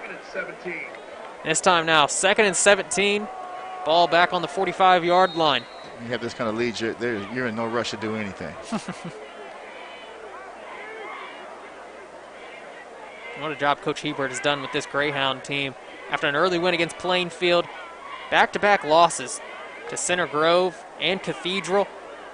Team could have thrown in the towel instead of gotten better every single week. You get a nice rush on the outside there from Jordan Jones. Gains about 1 or 2. And Cathedral is playing some very good football right now. I mean, you know, that's I didn't know they would be, I didn't think they would be Carmel like they did, but Cathedral, they're playing some pretty good ball on 56th Street. I tell you what, this Greyhound team looks a lot different now in the last couple games. This defense starting to show up to play, holding the Giants to 3 points. We talk about how Ben Davis has gotten down there, just couldn't quite convert. You have to credit that Carmel defense as well. Absolutely, you do. And again, you know, no one will ever know, you know, what effect this season with the limited practices and things like that had on the play. Whoa! Ooh. Parker can't hold on to it there. He tried to catch it frontwards and then backwards. Wow, okay. Maybe it was a little too easy. Dangerous play as that brings up 4th down. We'll take a look here. Good pressure here on the quarterback. He had a shot to go backwards with that. Those were style points that he missed out on right there. There's a style points right there. Oh! Ben Davis, 44-yard line. So the punting unit coming out, Owen Schaefer. And looking to pin the Giants deep. Carnell and Mason, the 2 return men.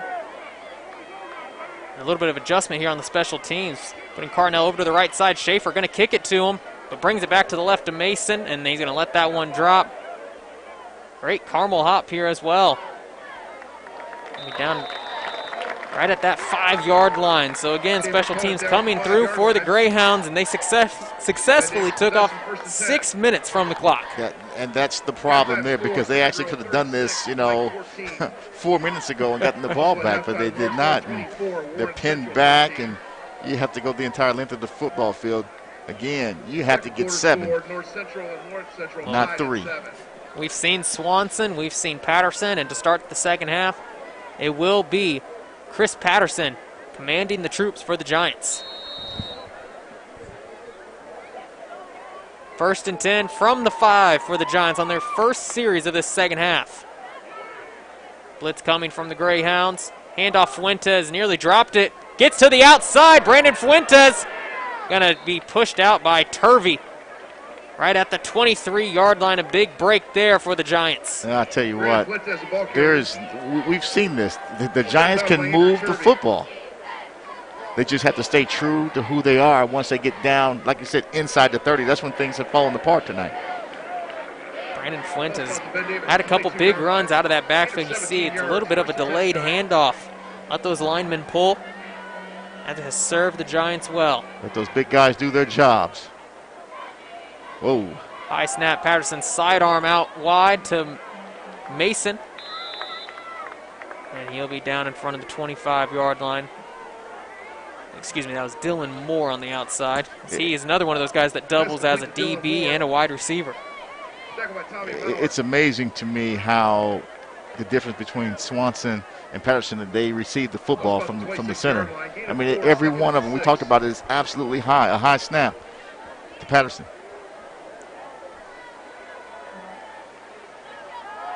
Patterson looking, now long to Mason, has him. And Donnell Mason down to the 45 into Greyhound territory. Looking for that screen. Mason leaves, leaks out into the backfield, and there you go. I'll tell you what, I love the poise that Patterson showed there. He just waited for that to develop there and laid that ball out there right on target. Look at that, right there. And another staple of that spread offense that you see in high school football. So tough to play. 1st and 10 for the Giants. They moved the ball in less than a minute into enemy territory.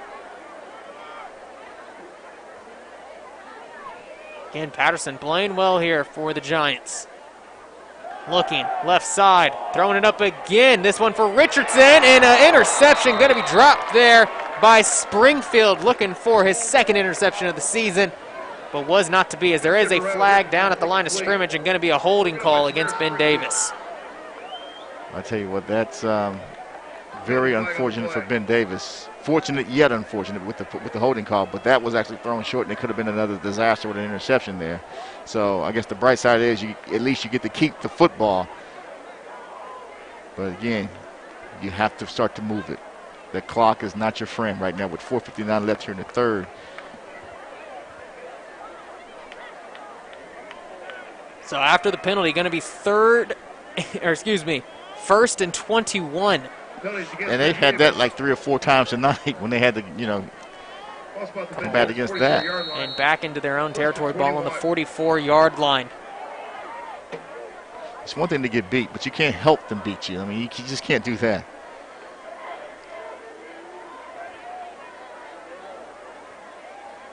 High snap again.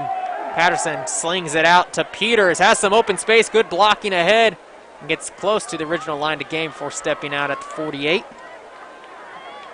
2nd and long still for the Giants. And we've seen those quick pitch and catches work well for the Giants. They have been pretty effective tonight.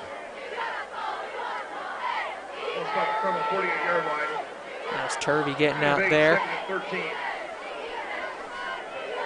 So again, 2nd and 13, under 5 minutes to go in the 3rd quarter. Fuentes in motion.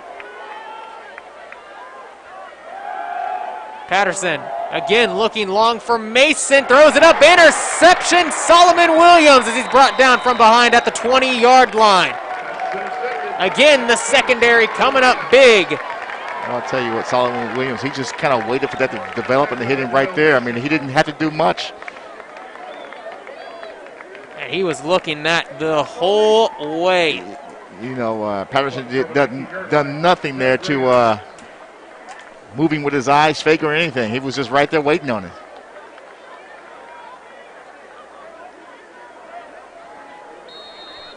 So a big-time interception and a stop there. You can't let a guy just look right in the backfield and wait for you to throw the ball and hit him. You can't do that. Handoff Zach White. Again, running through defenders on that far side, but can't quite get back to the line of scrimmage. Ben Davis Giant rushing defense has been much better here in the 2nd half. Much sharper here in the 2nd half. They haven't let him get loose.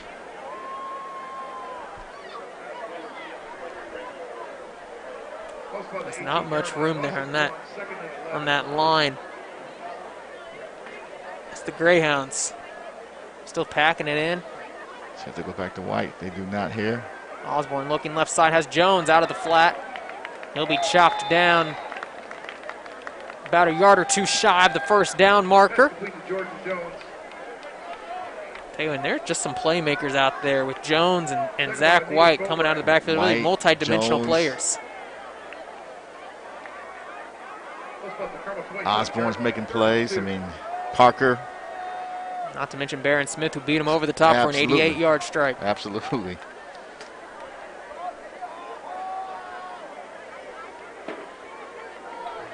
We're nearing 4 minutes to play in the third quarter. It has been all Greyhounds so far. Read option for Osborne, has room and steps out at the 35. First down, Carmel Greyhounds. Just move the sticks, keep the clock going.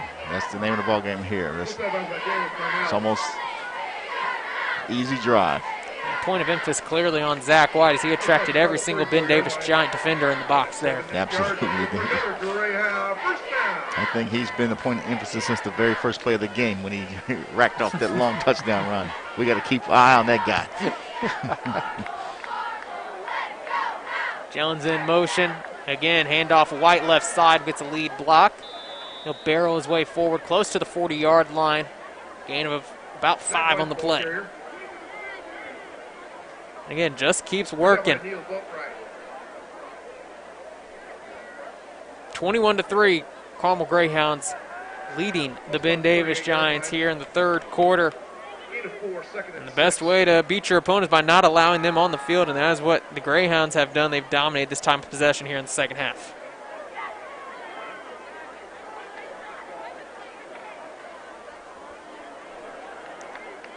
Parker in motion, handoff wide up the gut. This time he gets to the 40. And about 1 on the play. Again, the Giants a little bit more disciplined defensively. Going to bring up a 3rd and 4 situation. So another opportunity here for the Giants to stop this Carmel offense and get the ball back for the Giant offense. This is huge here again, because if you don't stop them here, they literally will be able to run out this quarter.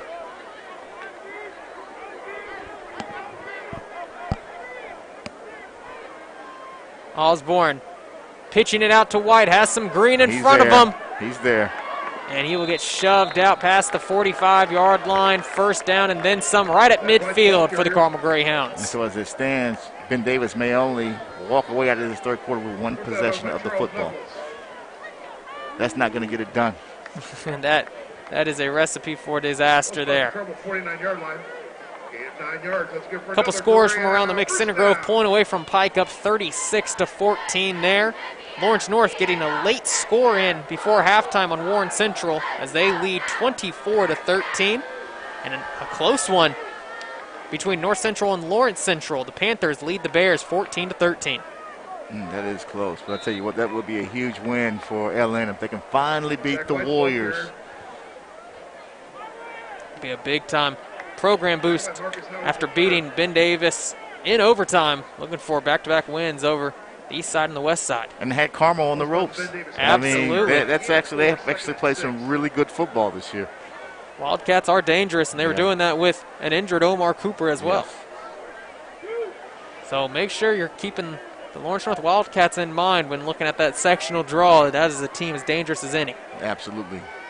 McCulley is the truth. White with a lead block, dives down past the 45. I tell you what, if there's a team that can score with Center Grove, it just might be Lawrence North inside the MIC. I would agree there. It's one of those years when, you know, everybody says, is the MIC down? But then anything can happen in sectional. Anything. We've seen it. We've absolutely seen it. Well, there's a question of if the MIC is down when I think it should be, is Center Grove really that good? Is Center Grove really that good? They have raised the bar. They are one of the top nationally ranked teams, and for good reason. Osborne outside, chopped down by Charles Knuckles, again making plays in the backfield. Going to bring up 4th down and about 7 as the punt unit comes on for the Greyhounds, but successfully ran the ball into enemy territory, and we'll give it back to the Giants with less than a minute to go in the third. I'll tell you what, I would love to have seen New Powell and Center Grove, because New Powell last couple years have owned Center Grove. That would have been a game. Charlie Spiegel had another year of eligibility. As Schaefer gets this one off the side of his foot, not going to be returnable, and going to dribble out of bounds, close to it, right at the 24-yard line. So the Giants getting the ball for only the second time this quarter with 35 seconds on the clock. 25-yard line. Well, if you don't know what car company gives you a choice of some of the best auto brands, it's the Tom Wood Automotive Group. With 12 brands, including Honda, Ford, and Volvo, you are sure to find the car you're looking for. Find out how easy it is to buy your next car at TomWood.com, and let's drive with the team that drives high school sports.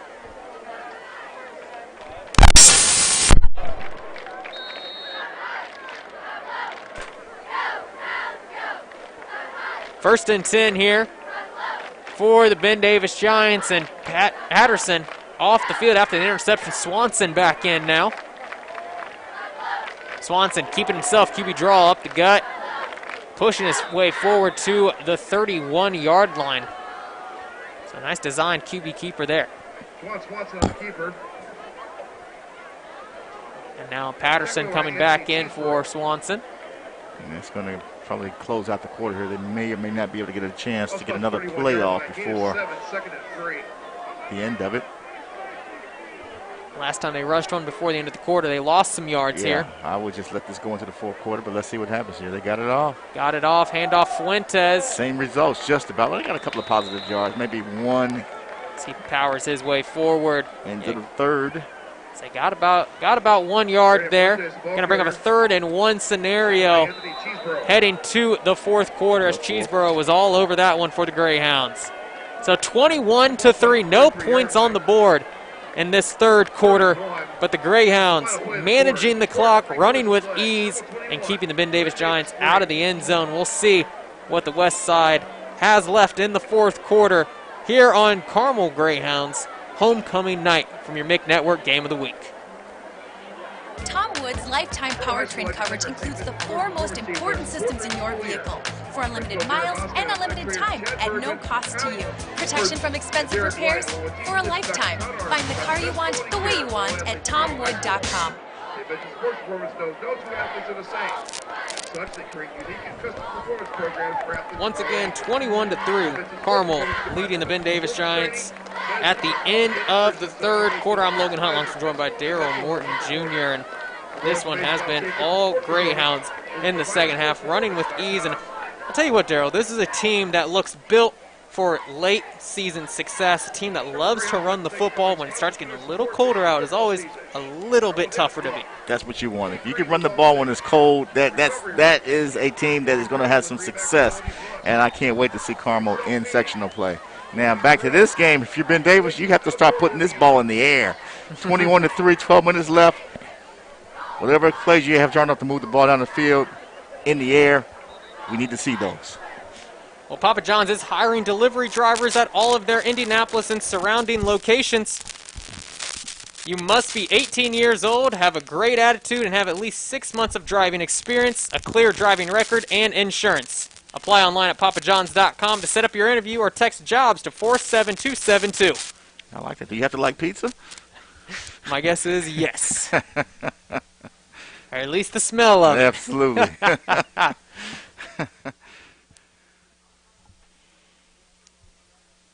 Patterson, designed run, gets the first down. Past the 35. So a clean play coming to start the fourth quarter for Ben Davis. No, it's time to They're put in need the to air pick up core. the tempo here. Time to put in the air core now. Got to put it up. Well, 2 interceptions already by that Greyhound secondary. They have to be feeling pretty strong about their chances as well. Yeah, but those interceptions, those were ones that those balls probably should not have been thrown, either of them. Patterson rolling right, has time. Nice finds safe Peters. Step out. There you go. Nice safe tosses. That was great, great decision making there. And into Greyhound territory. And we've seen this. They have moved the ball pretty well at times. Freezing that defense, getting a lead blocker out. Patterson looking good. On the run, I like that. Like you said, very clean. First and 10 for the Giants. They need a quick strike here.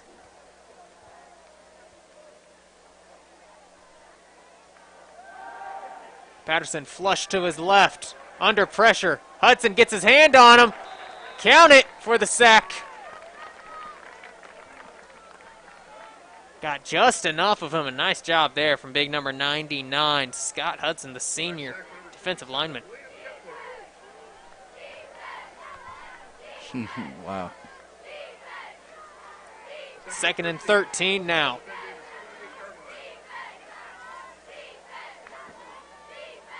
Three receivers bottom of the screen. Fuentes joining them out there.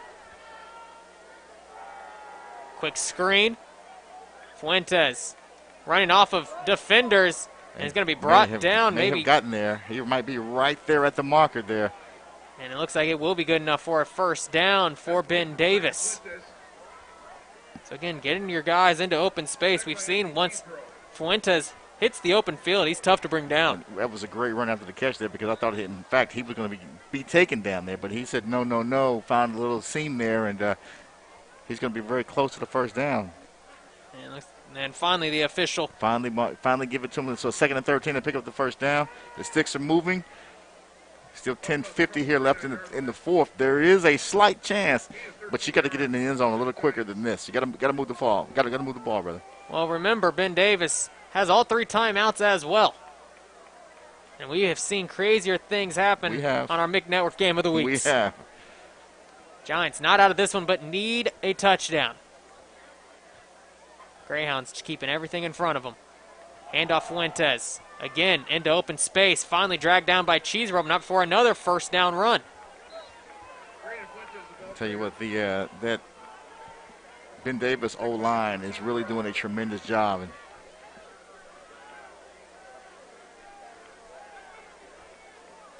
now the ball inside that 30-yard line. This has been the problem area all night long. Will this Greyhound defense bend but not break? Patterson looking left side. Out wide to Carmel, and he'll be dragged out. Owen Schaefer has been all over these receivers on the outside. I'll tell you what, you stretch them out. Don't give them any opportunity to turn the corner there and just put them down. That's what you want there. Really lost a yard on that play. Playing with a purpose now for the Ben Davis Giants to run a little tempo. Here come the Greyhounds bringing the blitz. Patterson finds a big gap up the middle, bouncing it outside. There. That's what you want. Patterson in for a 6, but the ball crossing just in time. Touchdown, Ben Davis from 29 yards out. And that's what you need. Great run here. Just found a little seam there, bounces it to the left, and just outruns everybody. Gets to the end zone. Touchdown, Ben Davis. An extra point unit coming out. Tor has already hitting a field goal perfect last week. And this one is going to be no good. No good. Oh, the commentator's jinx right there. That's a big miss there. That's a big miss. 21-9. So that missed extra point means the Ben Davis Giants are going to have to go the length of the field twice instead of getting just a touchdown and a field goal. Absolutely. So, it's amazing how when you get into these football moments and you got to think about the math. If you're on the sideline as a coach, wait a minute. Well, I'll tell you what, you saw in that touchdown run, you saw Solomon Williams come up. He's a little late getting to his assignment on the defensive line and trying to get them shaked up where the blitz was coming, and Patterson read it beautifully. He absolutely did. Great read. So now the Ben Davis defense, and they've done it tonight, but you have to stop them quick. You can't let them move the sticks. Not even one time. You got to stop. You got to shut them down. Well, the MIC Network is happy to bring some of the best high school sports action anywhere. This is our 6th year of showcasing the athletes, teams, and programs from the best conference. And this year we have a great schedule of games. Please check the website and social media platforms to stay up to date on any changes. And remember, the best action and the best coverage is on the MIC Network. As well as we would like to take this time to thank the folks at Frontrunner Media for providing video services for the Game of the Week. Also thanks to the MIC Network Media team made up of the students and participants in the Next Generation Initiative. We see Lindsey on. Could see a possible onside kick here. And this one just going to be squibbed out past the 20. And Smith stepped out of bounds. Grabbed and stepped out of bounds. Thought that one was sailing out of bounds and would have maybe been better served to let that go. Let that go, but if you're Ben Davis, that you take that now, get the defense fired up. Everybody's got to be flying around here, but at the same time, you can allow, Zach to get loose. I mean, he's built for things like he's built for these situations here, to run some clock and to run over people. Well, once again, Zach Osborne coming out onto the field, up 21-9 here on the homecoming night for the Greyhounds. Maybe feels a little bit different than recent homecoming games. Osborne looking left side, has his man again, Barron Smith. Move the sticks. Between Barron Smith on one side and Colton Parker on the other, that's a dynamic duo that's tough to stop. I'll tell you what, and that's the problem when you have to get the stop. That slant play is going to be there, which you break one tackle, you're gone. Absolutely. But if you've been Davis, you got to bring the pressure. The pressure's got to come. You just can't just sit back and just let them just do what they want. Once again, this Carmel offense without big number 75, Justin Pickett, the Duke commit, on the sidelines for the Greyhounds.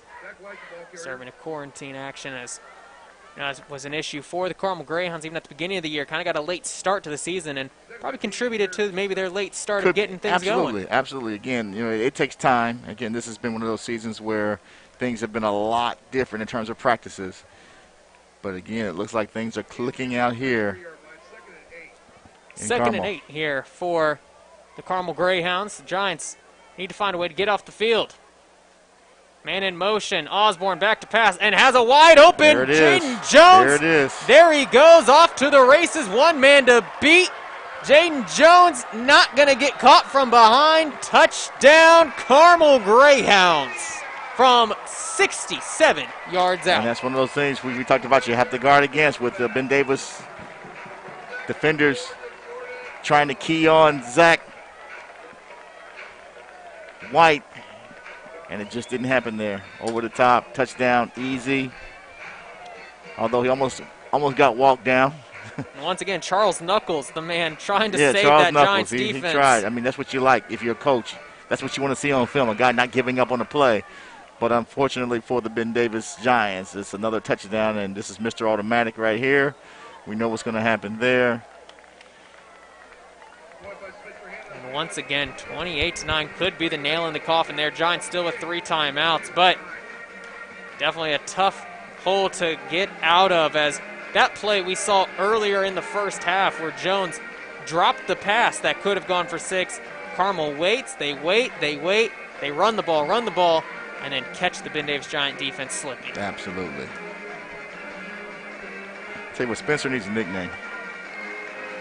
Needs a nickname? He needs a nickname. I mean, he's automatic.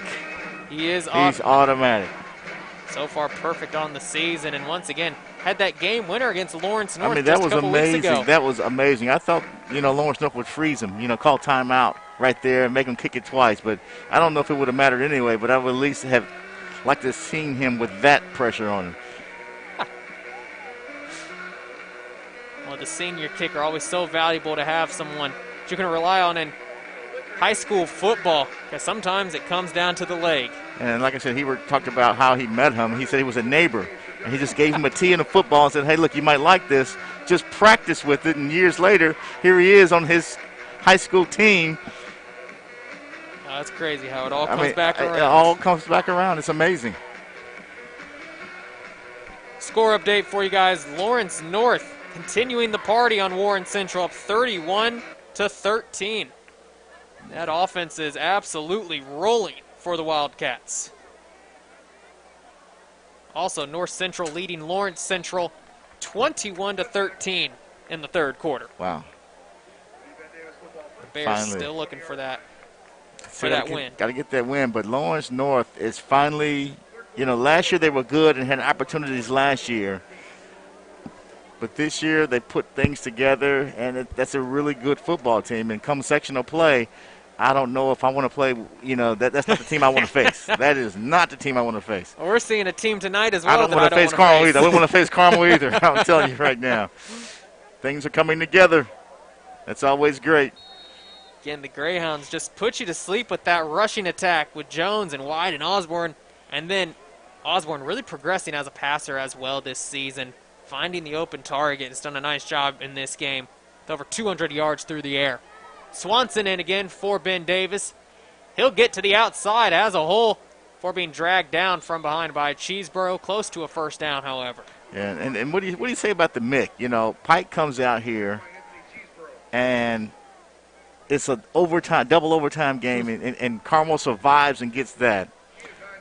Ben Davis beats the brakes off Pike. I mean, you just don't understand what's going on in this conference. I mean, you know, anybody, you can get a win any night. Anybody on any given night, that is for sure, as Ben Davis going to get another first down here. Find themselves down by 19. Giants, once again, going to have to play quickly, still with 3 timeouts, under 8 minutes to play, though, in the fourth quarter. I think the bus has already started.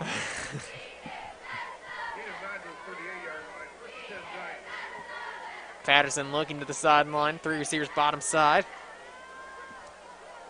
Carmel isolated out there. Patterson, though, looking opposite side, under pressure by Hudson. And nice pressure there, once again, by Scott Hudson, who's been in the backfield a couple times for the Greyhounds. Yeah, at this point, if you've been Davis, you just want to run plays. You still want to be solid. This is almost turning into a practice. Let's just run some plays. Again, ball on the 38-yard line, 2nd and 10.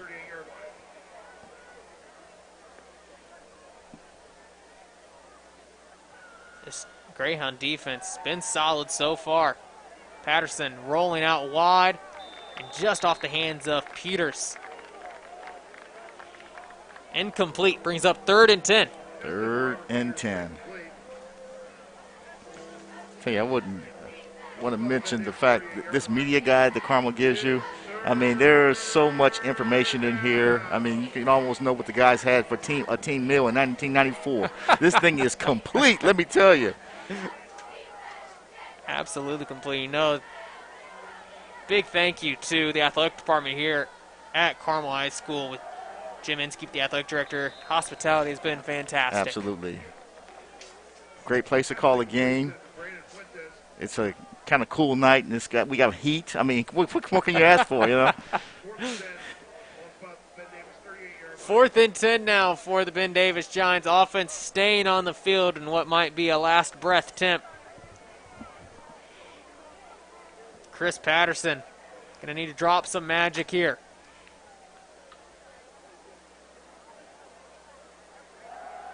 And he'll keep it himself up the middle. Has a couple Greyhounds in front of him. Breaks the tackles. Almost. But just a shoestring away from getting a first down, but would be denied by the Carmel Greyhounds. Once again, Tommy Maurer coming up with the tackle. Yeah. Turnover on downs as the Greyhounds come back out in their Ben Davis Giant territory. And again, going through this media guide, looking at some of the Carmel alumni that played in the NFL or playing. You know, you got, Mark Herman. We know that guy, right? Absolutely. Heard that name. Matt Elliott, Austin Roberts, and Nate Becker is with Miami. With Miami, Ohio. That's where he played college ball with the Buffalo Bills for right now. I tell you what, I remember watching Austin Roberts a couple years ago. Was a special talent for the Carmel Greyhounds. That is for sure. San Diego Chargers. So a couple big names to come through. A couple of big names. This program that has won 9 state titles and are the reigning state champs. You know, they print it right there out on the on the side. We've got 9 of these things. One of the best programs you'll find in the state of Indiana, and one of the best in Class 6A. 1st and 10 after the penalty now. Going to be ball on the 42-yard line. Handoff up the middle to Hull. Let's see maybe some of the heavy hitters done for the night, getting a bit of a rest. At this point, you just enjoy homecoming. You get a homecoming win. They talked about having they're having a virtual party or whatever. I mean, not sure what that looks like, but the students are going to have fun, sounds like. I think everybody is maybe a little zoomed out, but everybody's zoomed out, I'm telling you. I have a Zoom meeting tomorrow. I'm like, man, I got to do another one on the weekend. Well, I think one word to classify this season is appreciative. Yes. Everyone's just happy to be back out here playing and trying to get back to kind of a normal lifestyle that we were used to before this pandemic. I tell you what, you really don't know what you miss until you don't have it. And then, we experienced that with basketball where it was just one day. We got a call and it was over. Like you said, it's just so nice to be back out here every Friday night bringing you the MIC Game of the Week. And right now, the 7th-ranked Carmel Greyhounds all over the Ben Davis Giants on their homecoming night. I think you can extend that record to maybe 47-5 on homecoming nights. As Osborne looking to air it out still. Just another one. missed Jaden King. Just out of his fingertips there. And I'm telling you, Osborne, as a passer here, has an arm. He can get it down the field with ease. Wow. Well, I'll tell you, in 1980, the most points they've ever scored on homecoming night was against Madison Heights and Anderson, 61-7. Well, that was definitely a party that night. That was a party. But again, this media guy, they do a tremendous. There's everything's here. Probably order clothes out of the back of it. I mean, there's so much here. Hall getting to the outside. Again, cutting back in to the middle of the field. Finally brought down close to the 20-yard line. First down, Greyhounds, as they keep running the ball with ease.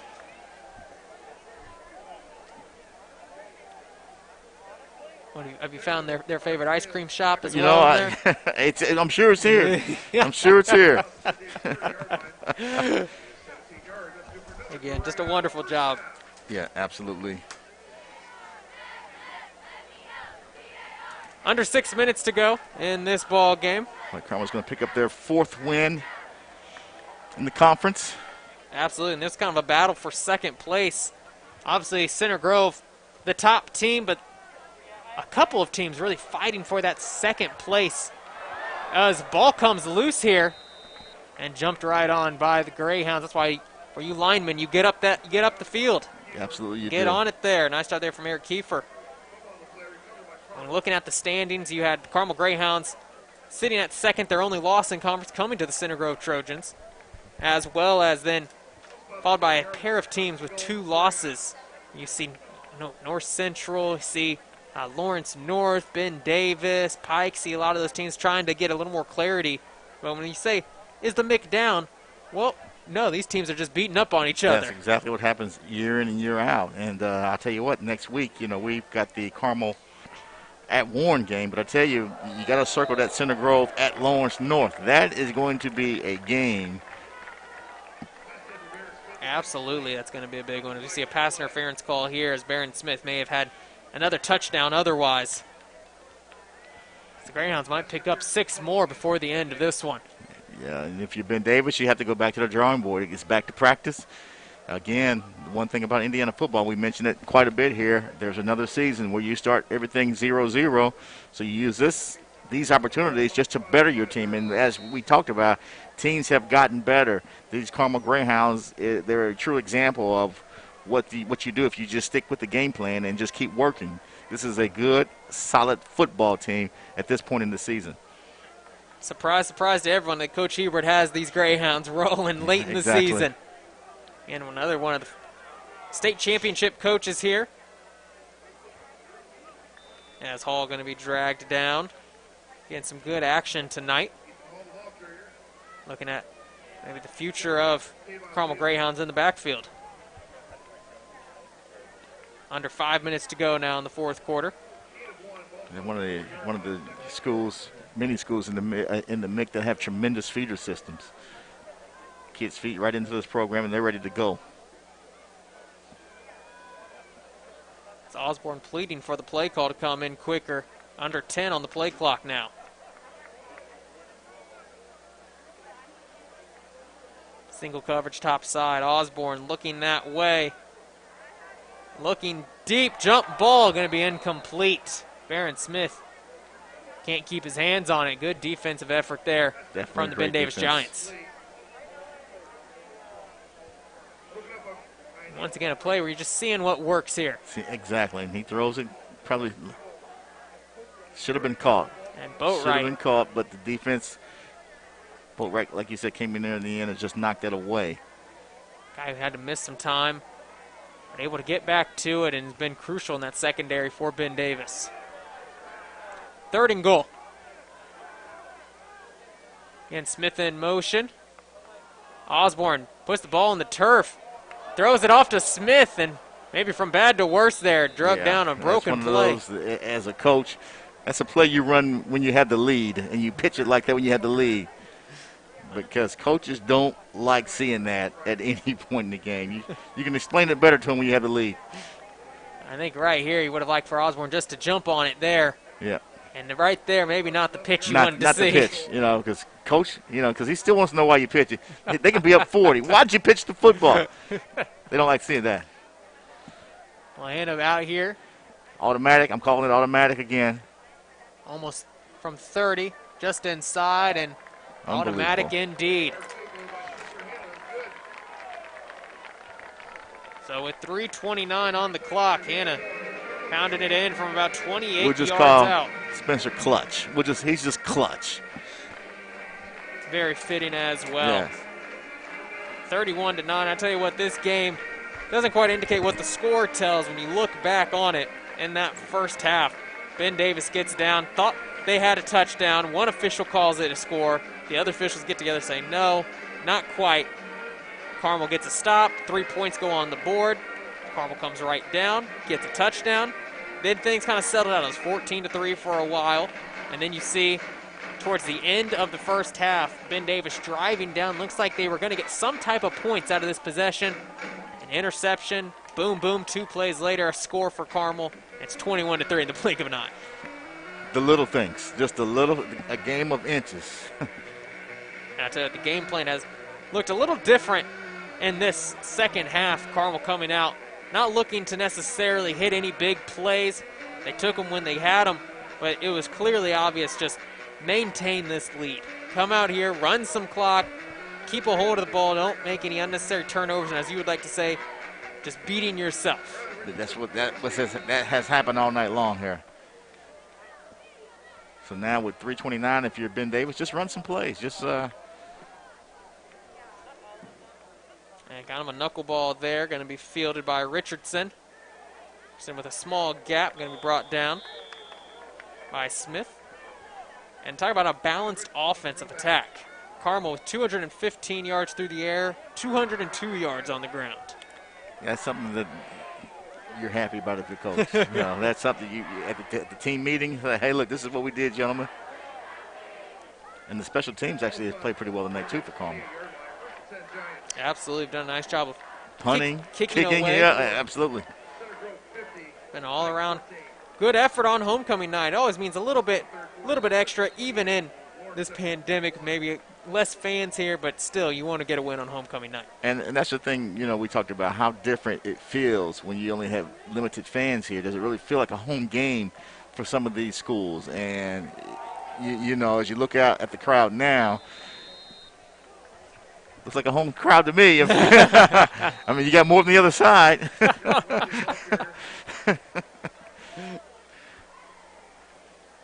So 31-19, Greyhounds looks like going to come out with another victory, and I think people need to really start considering the Greyhounds as one of those title teams, a team that is going to look a lot different than what you might have in mind if you watched them face Cathedral, you watched them face Center Grove. This team looks a whole lot different.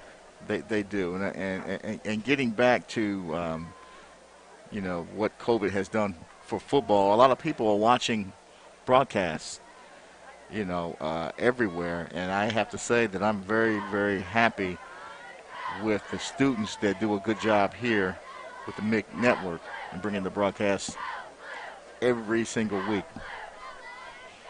Absolutely, as we have a stoppage in play here.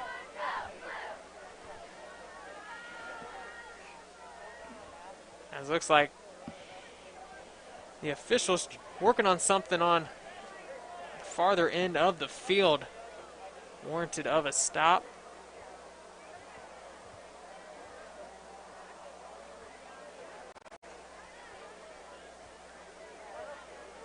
And it looks like there might be some lights on back in the parking lot that are a little bit distracting for some of the players. So just a car with its lights on all the way on the far side of the football field. That'll do it. So you got a far way to go there. You know, those lights killed. See if I'm out in the field, like, hey, they've been on the whole game. Can we run this thing over? Can we start this thing over again? So now we'll get back to the action after the momentary pause with 3:14 on the clock. Swanson in at quarterback again. Rush not going anywhere. You saw Titus McCullough taking it for the Giants. And once again, next week, Warren Central and the Carmel Greyhounds are going to battle it out. Warren Central right now down to Lawrence North. It looks like the Wildcats are going to be getting a win out there on the east side. Signature win for the program. Can you imagine if they'd have beat Carmel? I mean, unbelievable out there. I think Center Grove finally hit the 50 spot on Pike. So Center Grove, once again, looking very tough to beat. But like many of the great teams before them that come to mind, I think of that 18 Warren Central team, the 2019 Ben Davis team. There was always a game in the playoffs that gave them just a little bit of trouble. And looking back for that 2018 Warren Central team, it was that regional game against North Central. Led by Liam Thompson. He had some guys on the outside that could really play. Travion Elliott, one of those receivers, and took a big play by David Bell to really push Warren Central ahead. And then you think of Ben Davis the next year getting out of sectionals against Warren Central, a game played at home for Ben Davis, and a game where it looked like Warren Central might escape with a victory. They were close at the end, but Ben Davis, once again, the undefeated champs, come out on top. Center Grove's going to be tested at some point. They will be tested, and again, like you talked about earlier, once the weather changes and some of these teams are built for cold weather, things are going to be different. But again, they got the Warhorse over there. As well as a couple other guys that can really play, not to mention Coach Moore, a state championship coach. I tell you what, he stays with what he knows. He will run the foot. He will run you, run, and run. And then when he's tired, guess what he's going to do? He's going to run it again. So, love that style of coaching. But looking at this Carmel Greyhound team, once again, a team that has just gotten better throughout the season. A team that we've seen take monumental strides, and I think a lot of it really was just finding that rhythm, finding your stride, figuring out what beat to run to, and the Greyhounds are looking tough. You know, if I had one word to describe the Greyhounds, I'd just say solid, because that's what I've seen. You know, you talked about the balance attack on both sides. So I mean, again, this is going to be a fun sectional.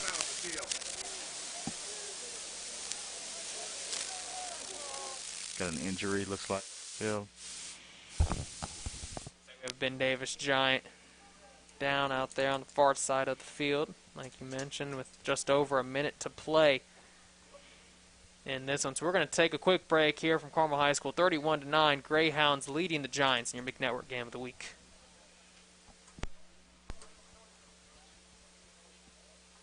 Game of the Week is a proud product of FrontRunner Media's Next Generation Initiative. Thanks to FrontRunner, the MIC Network Game of the Week allows students around the MIC to get hands-on experience while working alongside media professionals. Tonight's broadcast is brought to you by the hardworking students that make it possible. The MIC Network, led by students, powered by champions.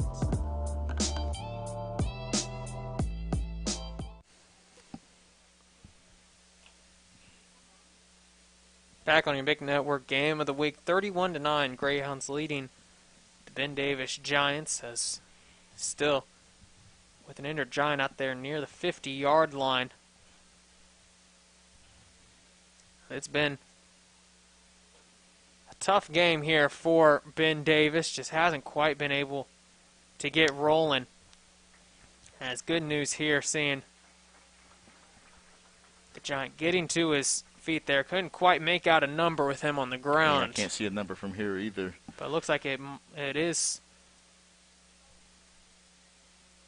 Swanson, the quarterback, who's going to hobble off the help of the trainers. So an injury-filled season for him so far. And that's something that you just don't like seeing here. You get 23 left in the game. You want both teams to get out of here injury-free. And again, let's hope that young man is going to be okay.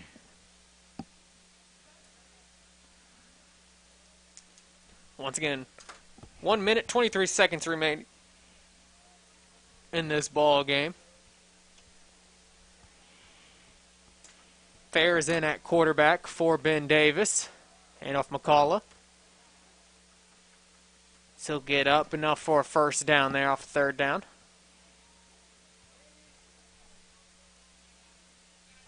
And Jackson Fair, 6'1", 160, sophomore quarterback for Ben Davis.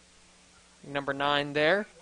You can see maybe what he can do and what the future will look like for Ben Davis in the coming seasons. Let's see if he let him air one out here.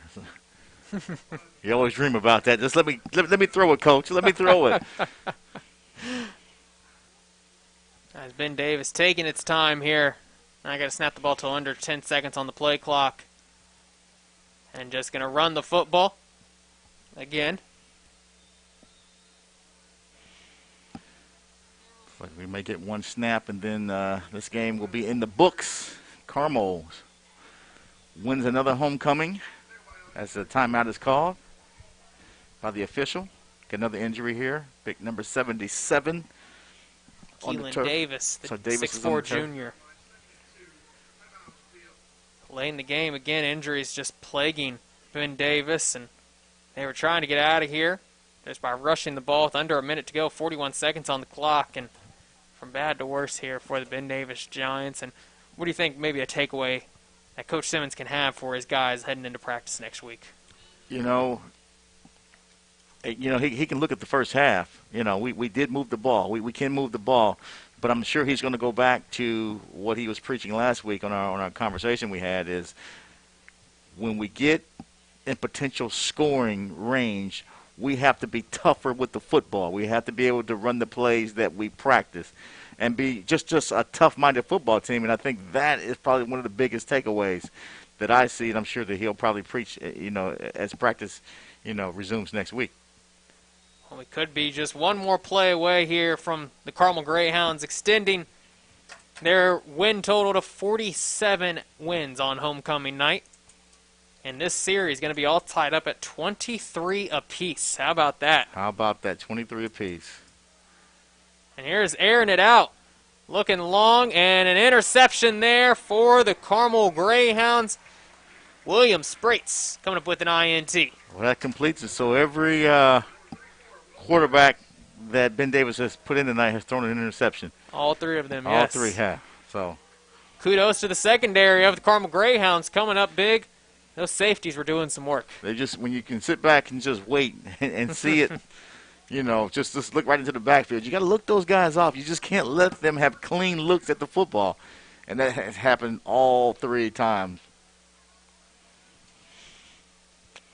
So here comes a victory formation for the Carmel Greyhounds, who once again will come out of here with a 31-9 impressive performance win over the Ben Davis Giants, holding firm to that second place spot in the MIC. And you never know, someone pulls an upset on Center Grove, and the Greyhounds, if they win out, could get a share of that MIC title. Could get a share. I mean, it's going to be one of those things where you're going to hope you can get help from some of your MIC brothers. Well, once again, Greyhounds, big win tonight. Have a big game on the road next week against the Warren Central Warriors. That is a game that we will have covered for you here on the MIG Network Game of the Week. And final game of the year for the Greyhounds will be against Lawrence Central as well. So Greyhounds looking to finish out with 2 wins, get into the playoffs with only 2 losses, and tell you what, they might surprise some people. They just might. Again, things come together at the right time. So once again, 31-9 in this one. We'll take a quick break. When we return, we'll have final stats for you here on your MIG Network Game of the Week.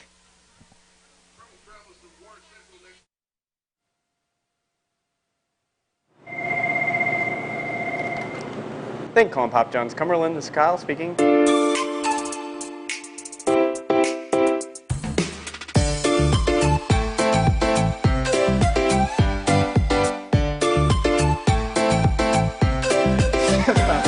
pizza's here!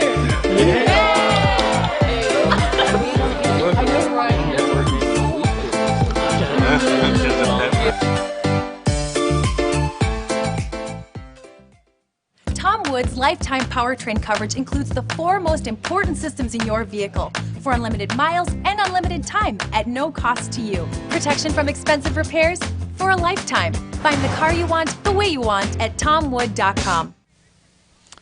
Back here at Carmel High School, where the Greyhounds have just defeated the Ben Davis Giants 31-9. I'm Logan Hunt, alongside me, joined by Daryl Morton Jr. And Daryl, this one was all Greyhounds from the beginning, dominated from the opening kickoff to the final kick. Absolutely. Again, they established their pace early. I thought Ben Davis had opportunities to kind of get back in the game and perhaps make it a closer game than what it was, but in the end, they fell apart. Carmel walks out of here with a homecoming victory. Absolutely, and you mentioned the homecoming victory now, 47-5 in homecoming games, and all knotted up 23 apiece in their all-time series with the Ben Davis Giants, and it started right here on a 37-yard run from Zach White, who was phenomenal all night long. Again, running hard, running tough. I mean, a good guy. That's the guy you want to have the ball in his hands as much as possible. But again, Ben Davis had opportunities here as Fuentes gets through, gets loose, and they had that available to him, just about every possession in the first half. But again, when they got down, around the 30-yard line, things fell apart. Absolutely, and Ben Davis had their opportunities, like you mentioned, just couldn't quite convert this one on 3rd and goal.